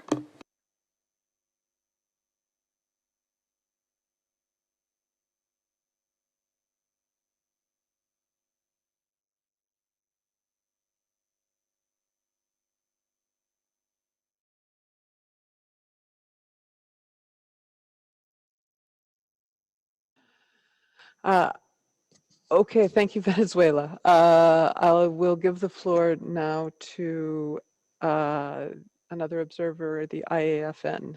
You have the floor. Thank you, Madam Chair. I'm Donald Moore from the Global Dairy Platform, and it's my pleasure to address Your Excellencies today. And I'd particularly like to thank the Director General for his comments at the start, and in particular for the Director General having shared his views with the global dairy sector on our annual meeting last week. I would refer to many of the country statements already made. I think the issues around the importance of livestock have been well covered, whether it's SDG 1 for poverty, hunger, SDG 2, 3, etc. Also the importance of the role that livestock plays in disadvantaged groups such as women, youth, and landless farmers, I think have been well covered. The issue of how the livestock sector in particular addresses its environmental impacts is something that we as an organization, in fact, with our sister organization, the International Dairy Federation, are committed to addressing. We are big supporters of the global agenda for sustainable livestock, and we thank Fritz Schneider for his intervention a short time ago, and would just highlight the importance that we as the private sector place upon vehicles such as the global agenda for sustainable livestock to provide a vehicle for us to work collaboratively with the international organizations such as FAO. And we thank FAO for the work that they are doing in that regard. Madam Chair, with that, I will conclude my remarks by thanking you for your time this morning. Thank you. I understand that Egypt has asked for the floor through the chat function, so I will give the floor to Egypt, but ask that members use the raise hand function to ask for the floor. Egypt, you have the floor.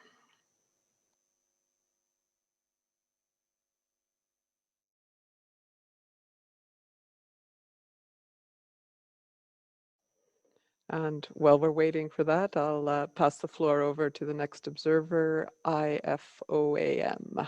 You have the floor. Gracias, señora presidenta. Thank you, Madam Chair, for giving me the floor. I'd like to speak on the floor of IFOAM, the International Federation of Organic Farming. And before anything else, I'd like to thank and congratulate the Secretariat for having produced this very good document. We believe that the fact that livestock be sustainable is of vital importance, not just with a view to achieving these Sustainable Development Goals, but at the same time because of the survival of our planet, because right now, livestock is totally unsustainable, and this is one of the causes for deforestation, not just livestock in itself, but the agricultural model according to which to practice livestock. Fodder is produced on one part of the planet, and livestock is bred elsewhere, and this is happening to a large part of livestock, the more unsustainable part of it. So I think it's necessary to modify this aspect because it's one of the root causes of unsustainability. On the one hand, monoculture creates a lot of problems to the environment, but then on the other hand, breeding cattle without agriculture also creates a lot of problems in terms of contamination. So I think that we need to try to once again bring together production, agriculture production with livestock production. We believe that this aspect is truly crucial, and this can be partly solved by organic agriculture with ecological practices. It's shown that it is possible. There are some countries that have a lot of experience that show that this way to go is better for keepers, farmers. It's possible to combine agriculture and livestock breeding together in a sustainable way. I don't think that there are many other ways to go forward, another way, or to provide for sustainability. Agriculture needs livestock, and livestock needs agriculture. They're mutually entwined. But we, as IFOAM, the movement of organic agriculture, truly believe this. We also believe in agroecology, and we're happy to work even more by passing on our experience, which is already partly being done by FAO with its group working on agroecology in order to truly disseminate a sustainable model and in order to provide training to technicians and agricultural workers and farmers. Thank you. Thank you for those comments. I will try once again to give the floor to Egypt. Egypt, you have the floor. And not hearing from them, I will pass the floor over to another observer, the International Livestock Research Institute. Hilary, you have the floor. Thank you very much, Chair. On behalf of the CGR Centres, it's my honour to take the floor. I am Ian Wright from the International Livestock Research Institute, or ILRI for short. one of the 15 centres of the CGIAR. The CGIAR is a global research partnership working for a food secure future.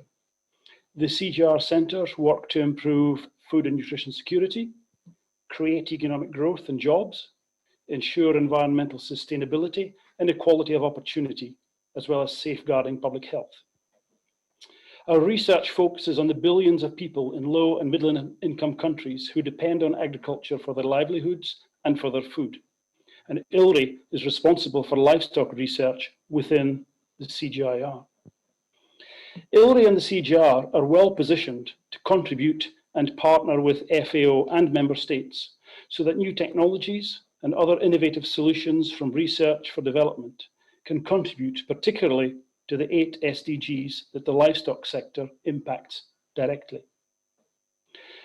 Science-based solutions include foresight and policy assessment, research on One Health, including food safety, antimicrobial resistance, zoonosis, and emerging infectious diseases, and biodiversity, climate change, and gender, as well as fundamentally improving livestock productivity.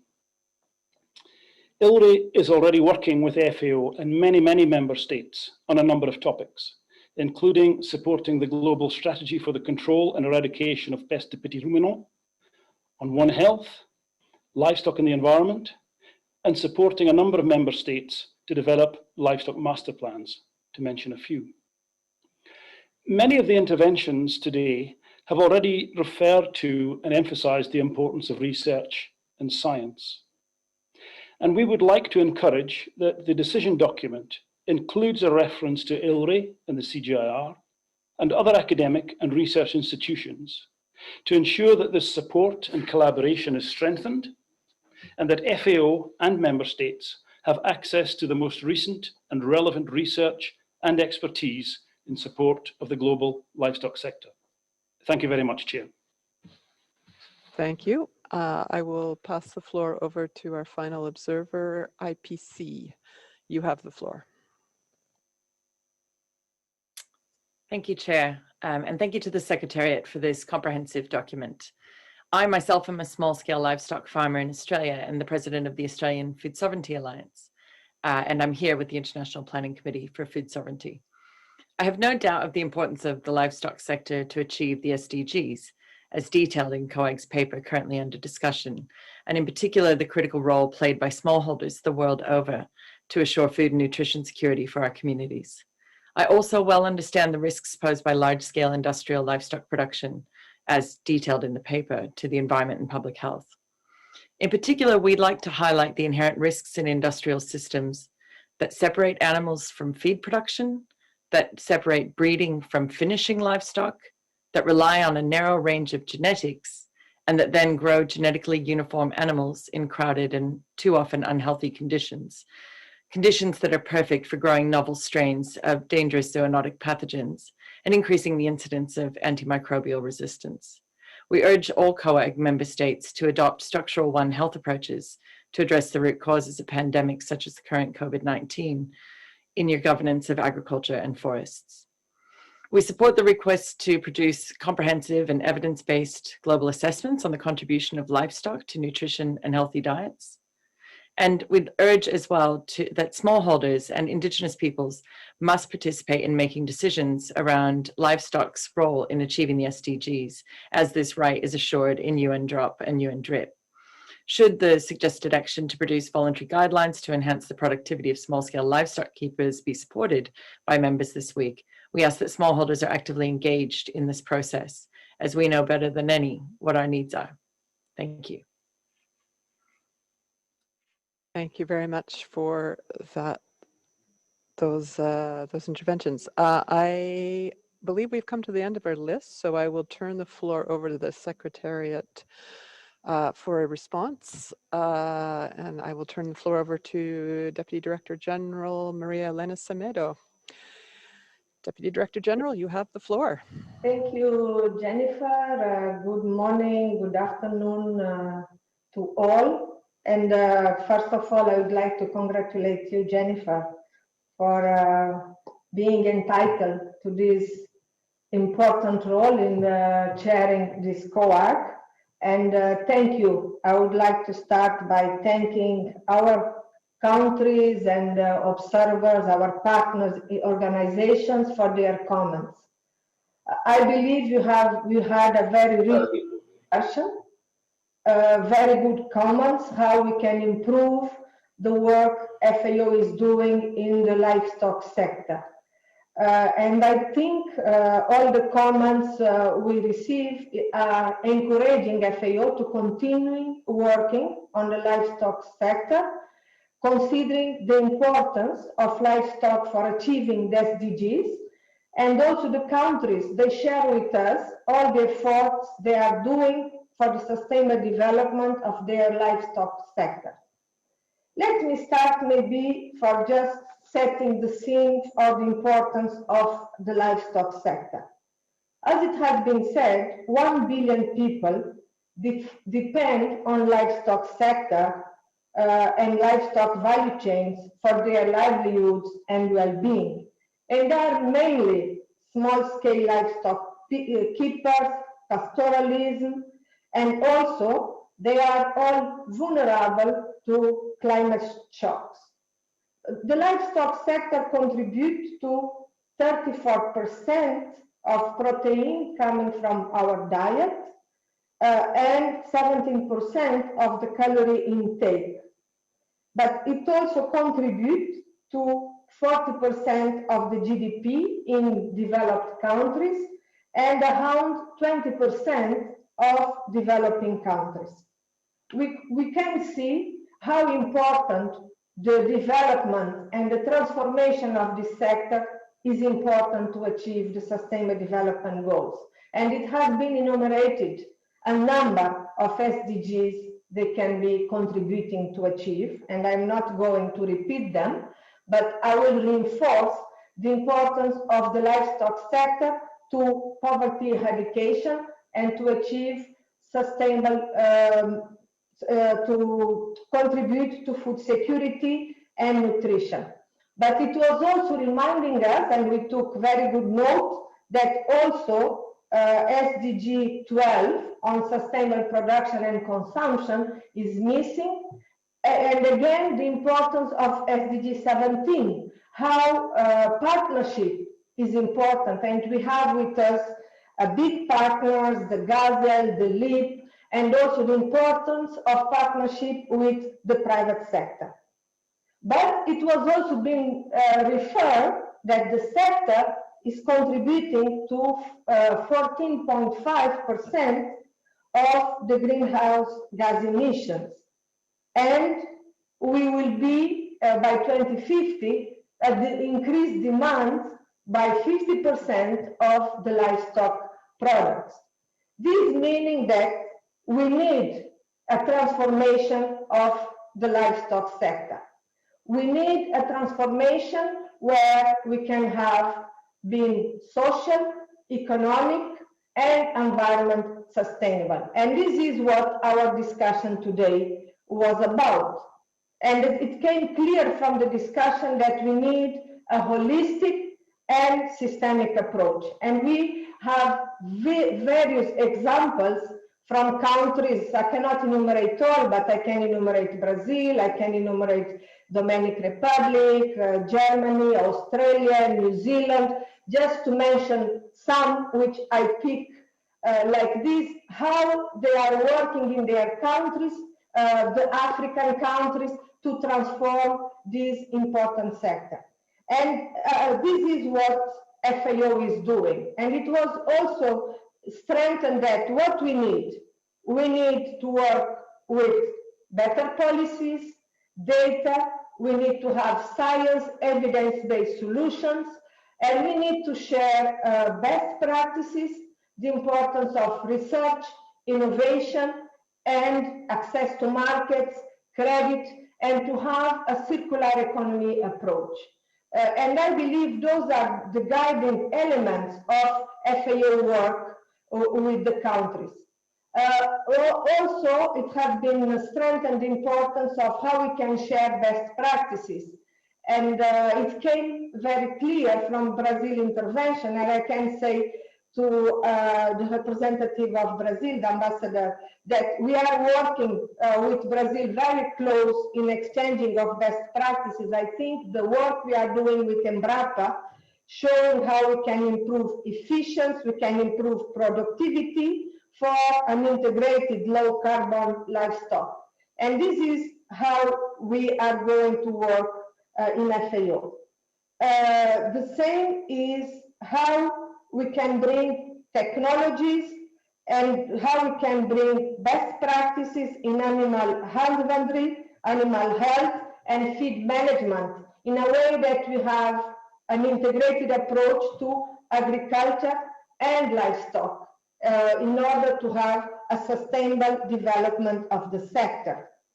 I will try to maybe to reply now to some considerations we have, particularly regarding the voluntary guidelines. I think is where we have more some not so positive comments, if I may. What we see that we have 600 million of the world poor. They depend on livestock production for their livelihoods. And we need to increase the productivity of the smallholders. And productivity can be increased sustainably, but we need to adopt appropriate and innovative approaches and practices to have efficient resource use, good animal health and welfare, and they need to be supported by enabling policies. This is why we consider it will be important if you can have the voluntary guidelines to support the sustainable transformation we need for the sector in a holistic and systemic approach. And the guidelines that they have been referred, they are voluntary and they are not mandatory, but you can have consolidated guidelines which the countries can use as requested by the ambassador of Mali on behalf of the African countries where they would like to transform sustainably the livestock sector. The same when we refer to health, we have already One Health, which can provide some technical support when we need to biosecurity. But this is the reason behind the proposal to have the voluntary guidelines in order to have the transformation we need for the sector. And as the ambassador of Thailand said, the transformation of the livestock sector is part of the transformation of our food systems, which we really envisage.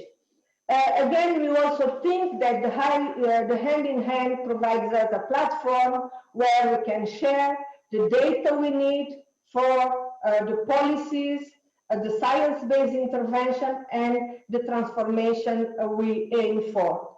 Just to tell you, when in concluding, that FAO stands ready to support the countries with technical support, with data, policy information, the science and evidence-based solutions to share best practices among the countries. But again, as it has been said, it cannot be one size fits all. It needs to be in a context-based solutions. I thank you all for your comments.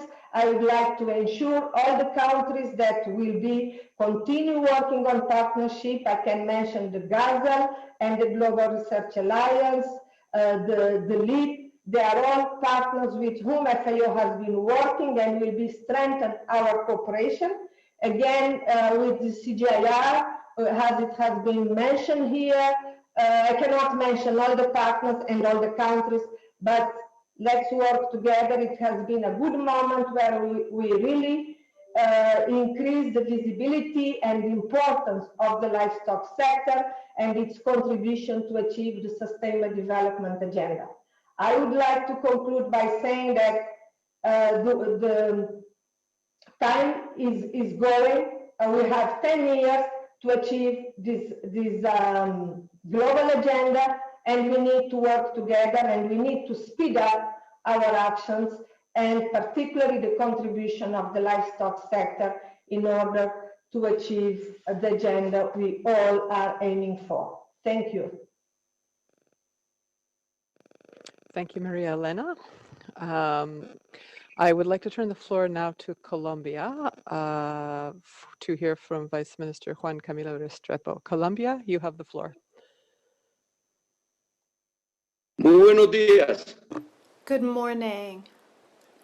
A very special greeting to you on behalf of our Minister of Agriculture, Dr. Rodolfo Serra, and of course, I too would like to send greetings from Bogota to all the participants of this extremely important committee, especially our Madam Ambassador Gloria Ramirez. With COVID-19 under the leadership of our President Imandu Marquez, we have come to understand that the pandemic has meant that we needed to pursue two priorities. On the one hand, we had to, of course, preserve the integrity and the life of human beings, and on the other hand, on a unified level, we had to guarantee economic life, but also food security for all of Colombian citizens. And it is this way that we try to, of course, comply with the goal of food security, but we also launched a special program called Together for the Countryside. The aim was to guarantee food security, but it also guarantee the orderly management of production, which means that our farmers now, our producers, are able to work the land and till the land in those areas of the nation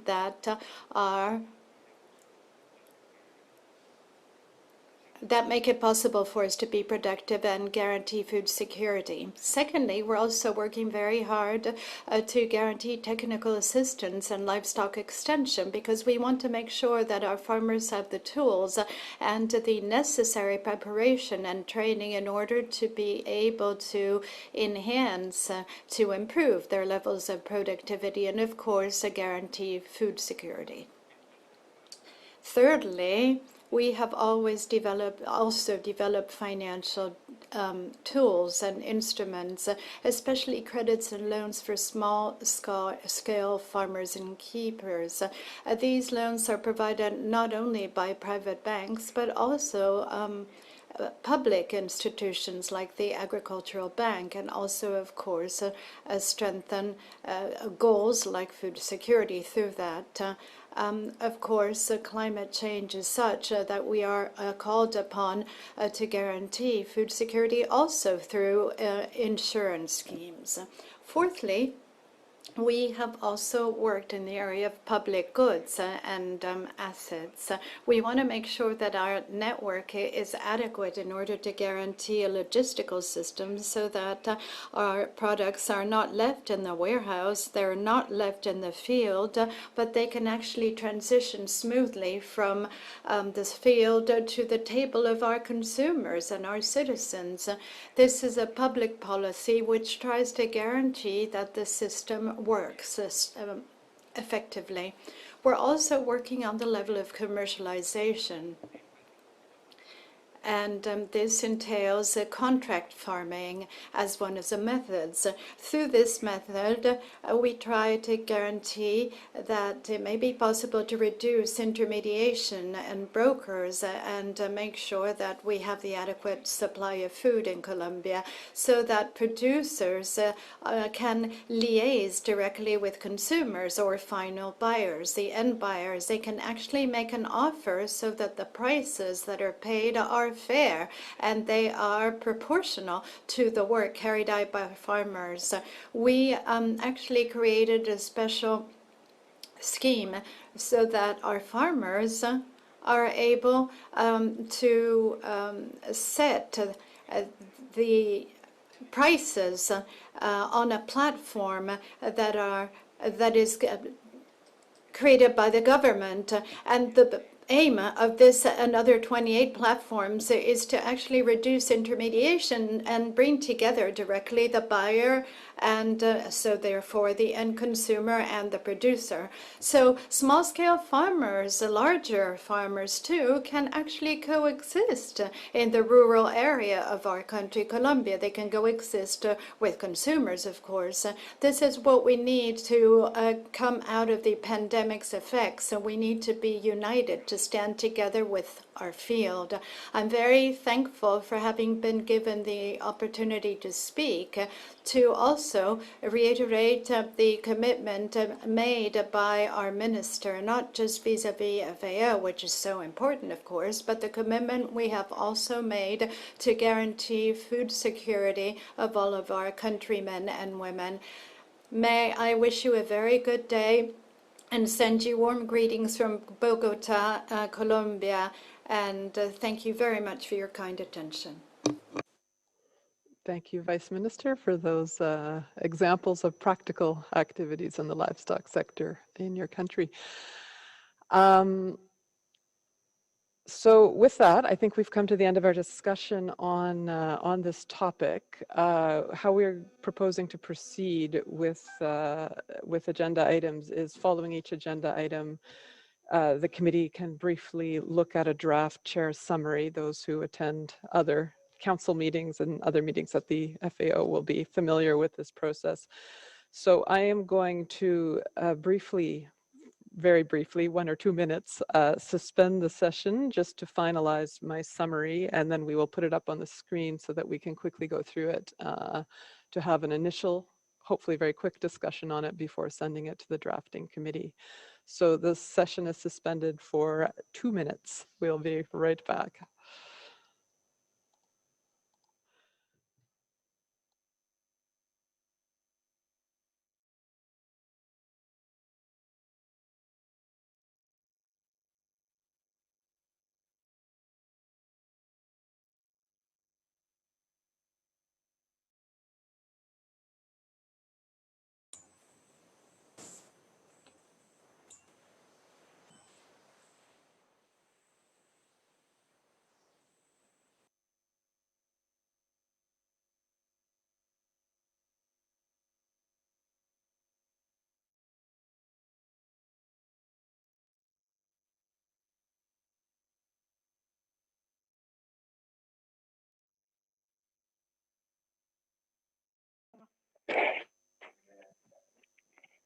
Sto seguendo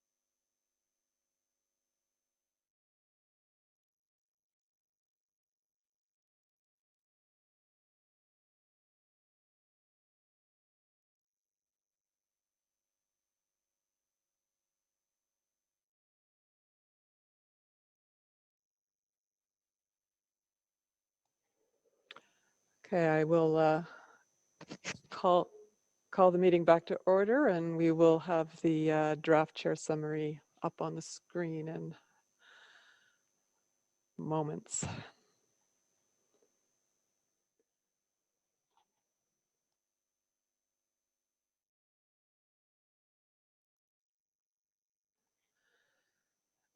So this document is a draft chair summary. It is in English only, so I will read through it paragraph by paragraph so that we can benefit from interpretation. And I'll stop after each paragraph to see if there are any comments. So item 2.1, livestock sector contributions to achieving the SDGs. Paragraph 1. The committee acknowledged the importance of the livestock sector and its role in achieving the Sustainable Development Goals, SDGs, and in particular, food security, nutrition and healthy diets, livelihoods and poverty eradication, animal health and welfare, natural resources and climate change, as well as FAO's work in this respect, and noted the importance of cooperation and collaboration with other relevant bodies and initiatives. So I will pause here if there are any comments at this point. Seeing none. Paragraph 2. The committee requested FAO to strengthen its policy and technical support to members by collecting appropriate data and knowledge and developing tools to guide countries in preparation and implementation of livestock policy and investments in relation to achieving the SDGs. Pause again for any comments. I see Senegal. Senegal, you have the floor.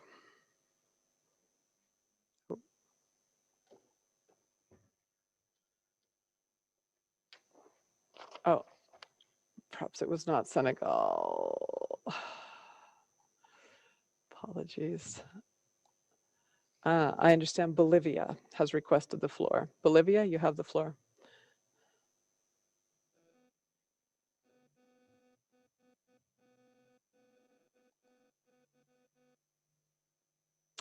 Perhaps I will continue and read through the remaining paragraphs, and then we can consider it all together.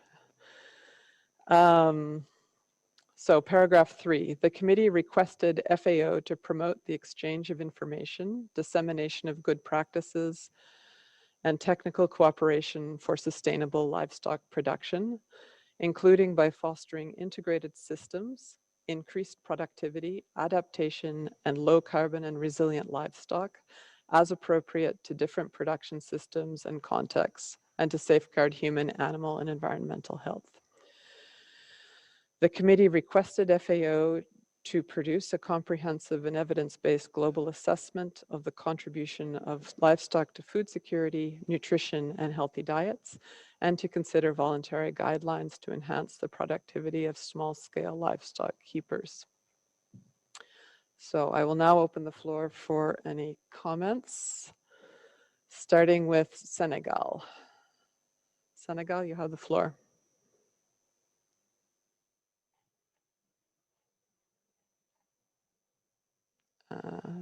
Senegal is muted. It could be unmuted. Merci. Merci, Madame la Présidente. Thank you, Madam Chair. I simply wanted to address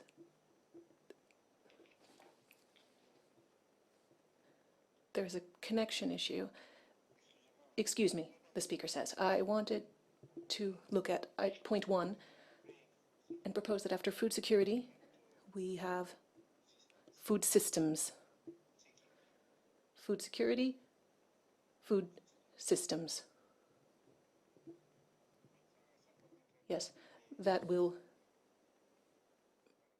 make that paragraph more complete. Thank you, Chair. Okay, thank you, Senegal. I give the floor to Germany. Germany, you have the floor.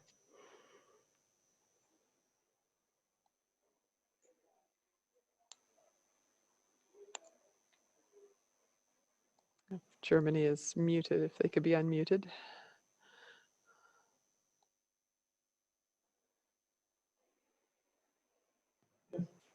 So now, okay, sorry. We had, I think we were muted and it didn't work when we were touching on unmuting. So thank you, Madam Chair, for giving me the floor. And I'd also like to thank Deputy Director General Elena Zemedo for further clarification and information on the voluntary guidelines. Looking at paragraph 4 and seeing that the language is considering voluntary guidelines, as you have heard, the EU would rather prefer if FAO would be working on a technical document instead of voluntary guidelines, and probably there would be a possibility to rephrase that a sentence by saying that consider voluntary guidelines to enhance the productivity of small-scale livestock keepers. Consider voluntary guidelines, but to work first on a technical document to enhance. Something along those lines. I mean, I'm flexible with the language with but it would be good to have that suggestion there, that the technical document should be delivered first before guidelines then are to be considered in a second step. And maybe it is also, if you allow me to make a second reference, it would be possible to also make a reference to the HLPE report that the CFS has worked on. That could go either, and I'm watching on my little photo that I'm having here because I cannot really read the document on the screen. So it would probably fit in 2 or even also 4. Let me see if I can find a good spot where we could make that reference.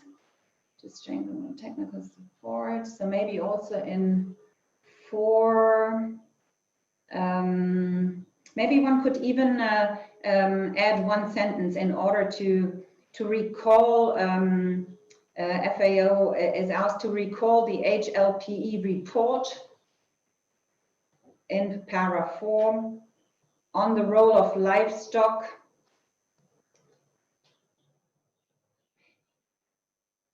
and the related policy recommendations adopted at CFS 43 full stop. Maybe that would be a good last sentence for paragraph 4. So I can read this again. Yeah, can you just advise where exactly you want? Yeah, paragraph 4, okay. Just as one last sentence. Okay. How did I phrase that now? FAO, or recall the HLPE report on the role of livestock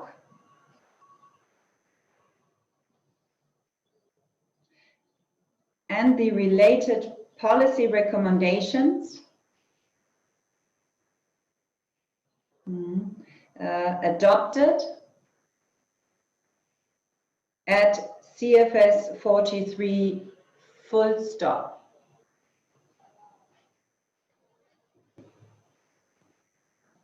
Thank you, Madam Chair, for the moment. Thank you very much. Over to you. Thank you, Germany. I will give the floor to the United States, the US. Das ist ganz schwer so, weil ich auch nicht. The US, you have the floor. And thank you, Chair. We would suggest that, and it may be addressing some of what the Germany was addressing, is it's really not voluntary guidelines we're looking at, but best practices. We would substitute best practices for voluntary guidelines in paragraph 4.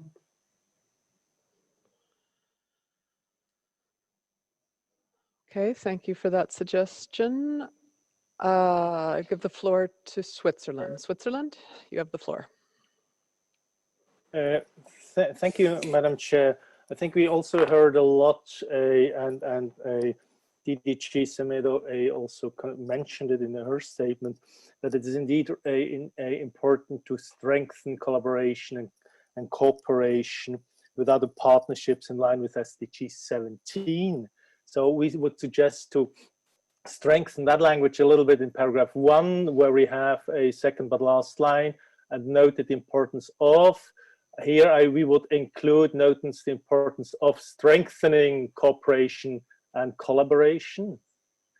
And then in the sense that we know what we are talking about, we would like to have after the width, we would like to insert the global agenda for sustainable livestock, and then continue, and other relevant bodies and initiatives.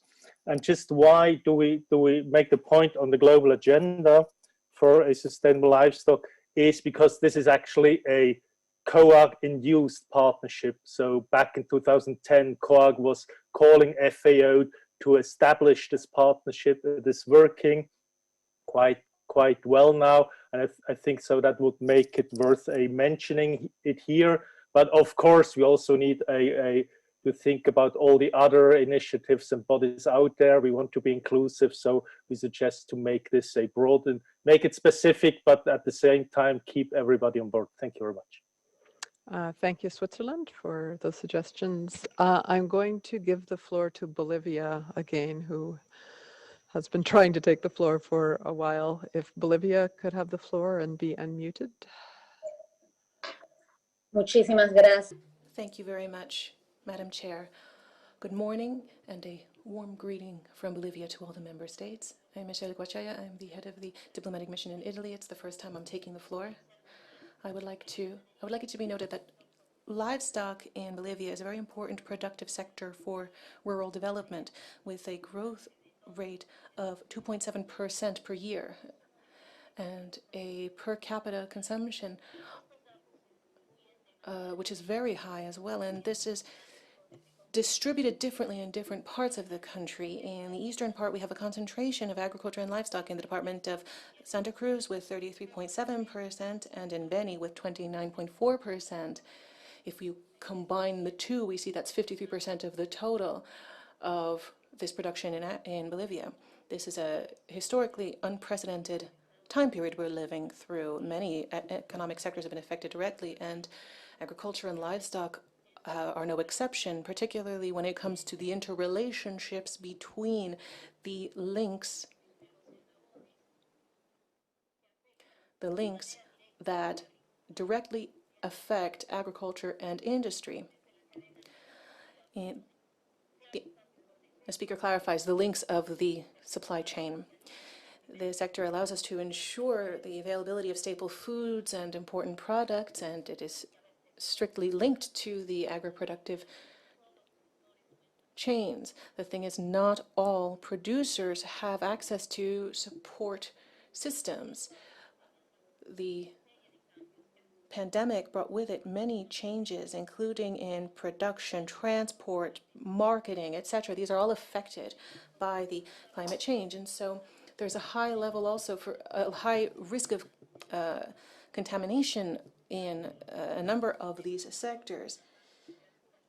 We see that other causes such as falling temperatures and lack of water can impact harvests. The speaker has frozen.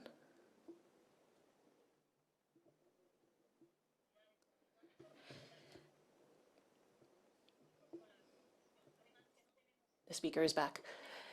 Finally, in this situation, COVID-19 seems that it's here to stay, at least for a while in our region, and that has led to an increase in poverty rates in our country.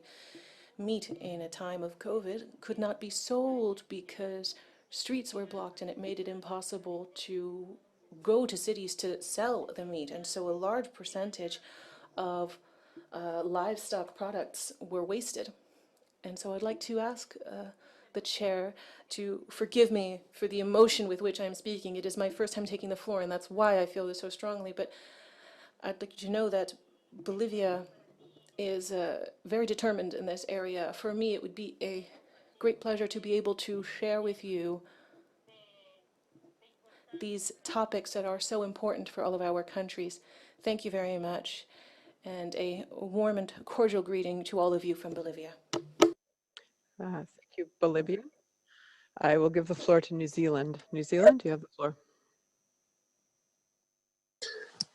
Thank you, Chair. Just a couple of minor suggestions for paragraph 1 because I don't think it makes much sense at the moment.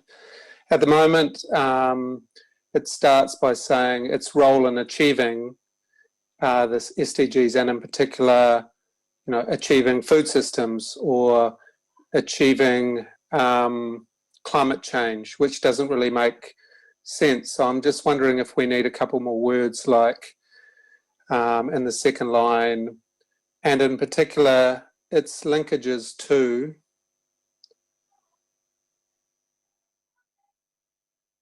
and then maybe food systems by itself doesn't really, well, you could keep it as food systems or maybe sustainable food systems.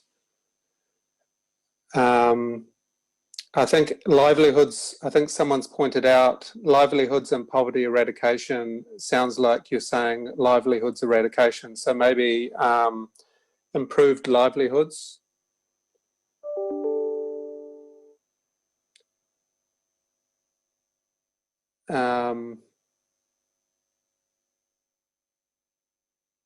Yeah, I think that's enough for now. Hopefully that improves the text. Thank you, Chair. Okay, thank you for those suggestions. I give the floor to, sorry, there's a lot of moving here. I'll give the floor to Sudan, followed by Germany.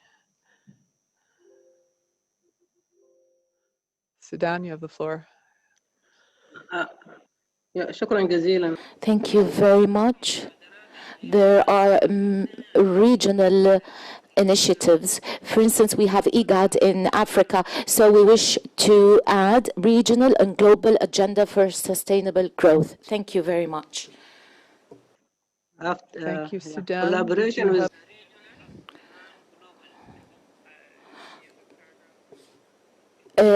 Yeah. Could you please repeat your suggestion then? Yeah,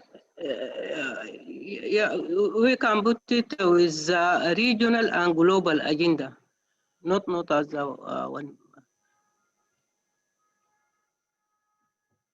I'm sorry, is that in Regional paragraph? and global agenda as the IGAD. Regional and global agenda such as IGAD.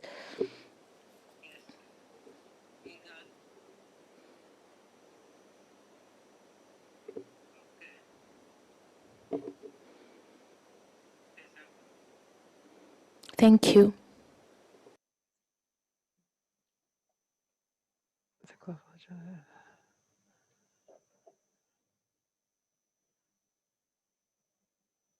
Okay, thank you. I think that's probably good. I think it's clear what type of body should be reflected there, and can leave it to the drafting committee to work out whether those are exactly the right words to describe it. I'll just check. I will give the floor to Argentina. Argentina, you have the floor. Thank you, Madam Chair, for this summary. We have a few comments mainly related to paragraph 4.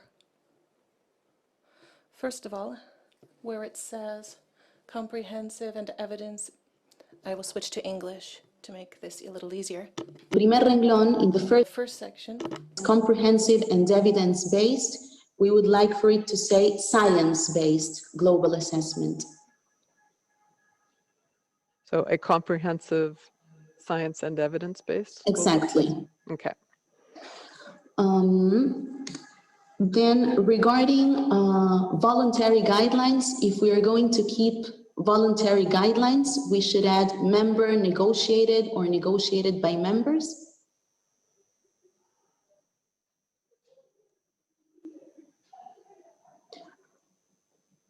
When referring to best practices, if instead we are going to stick to best practices, we'd rather use good practices, since best is very relative according to each region and context. And regarding the technical document as proposed by the EU delegation, We would like to highlight once again technical document based on sound scientific evidence.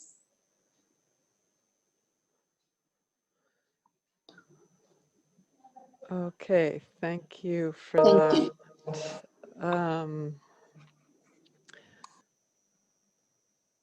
I apologize. I think the orders of countries are jumping around a bit, so I will get to everyone. I will give the floor to the US, followed by Germany, followed by Nigeria. So the US, you have the floor. Thank you, Chair. We'd like to bracket the last sentence. The committee recalls the high-level panel report. This is something that's adopted in CFS committee. We would like at least to further discuss what's in that document and understand the ramifications of that at this point in time. So if you would bracket the last sentence. Okay, thank you, US. I give the floor to Germany, followed by Nigeria. Thank you, Madam Chair, for giving me the floor. I would like to come back to para 1, where there has been at the end of the para and the end of the sentence an amendment just made. And we would like to include, I don't know exactly which language-wise, which would be the best way to put it now with this new text part that just came in. But we would like to see the reference of FAO working in particular with the WHO and the OIE to jointly take the One Health approach forward. Maybe something that could also be added at the end of the sentence, and then the drafting committee could see how to best put this language-wise. So para 1, at the end of that sentence, maybe with a comma, and in particular with the WHO and the OIE to jointly take the One Health approach forward.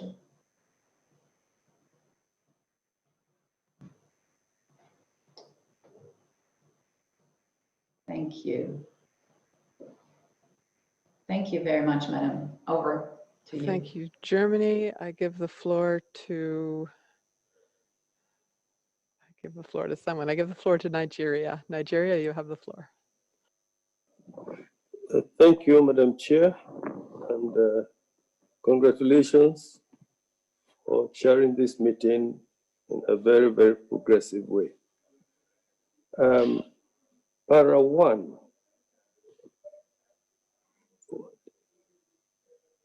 The 7th line, which says, including regional and global agenda, such as IGAD. I think if we include IGAD, we may open a Pandora box, because there will be many, many others that could be candidates for that place. The last section, which is in brackets, suggested by Germany, Nigeria fully supports that. If we go to paragraph 4,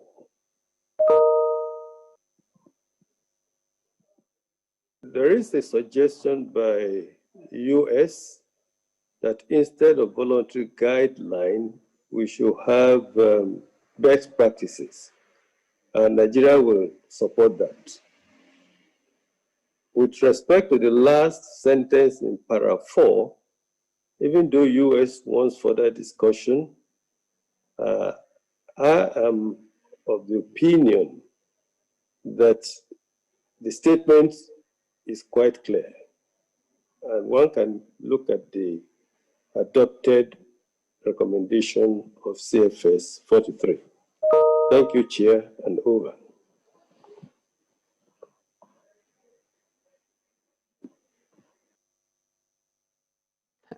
We're coming to the end of our session, but I will give the floor to Senegal quickly and then come back with a proposal moving this forward. Senegal, you have the floor. Thank you very much, Madam Chair. My intervention concerns paragraph number 2. We would like to add the reinforcement of institutional tools of FAO in order to better consider, well, we would like to put that part after developing tools. We make by reinforcing the institutional disposition, if you can translate it, the dispositif institutional. Institutional mechanism or tools. I'd like to ask you to please find the right translation into English.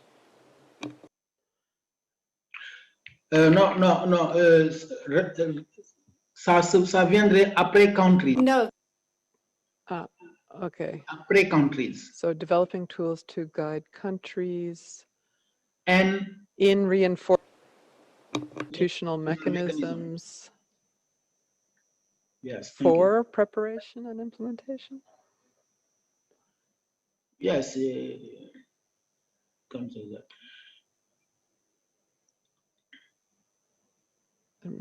Yeah, institutional mechanisms, I think, probably. Yes. Thank you very much. For the preparation and implementation. So, okay. I believe we are probably out of time, past time, and we have a short lunch break. So what I would propose is over the lunch break, I'll look at this. We have a bit to tidy up in paragraph 4, I think, and then there was some back and forth on examples. So we may do a little tidying here and then come back to this at the very beginning of the next session to hopefully get it done very quickly and efficiently to get this good to go to the drafting committee. And then we will move on to the next item on our agenda, 2.5.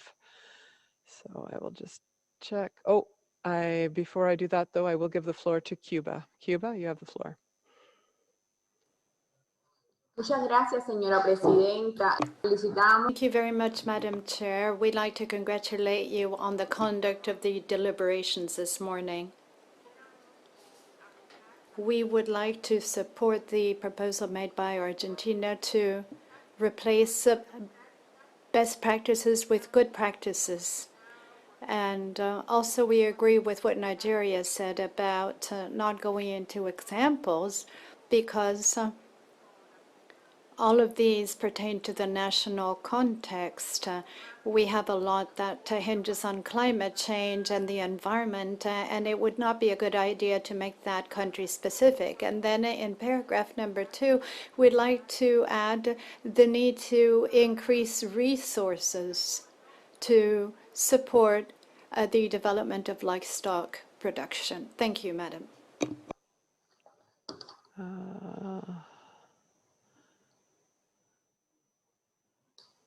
Thank you, Cuba. Do you have a... Okay, the Secretariat is making a suggestion. That seems good to me, including increased resources, comma, in relation to achieving this day. Okay, I think there's been a lot of activity on the chat as well. I see Sudan has said, I think that if I read that correctly, we don't need to include the reference to IGAD. So we will tidy this up over the lunch hour and the committee can return to it at the very beginning of the next session. So I will, at this point, adjourn the session for a well-earned lunch for everyone. We will be back in 54 minutes at 1 p.m. sharp Rome time. So I will see you all then. Thank you very much for your hard work this morning.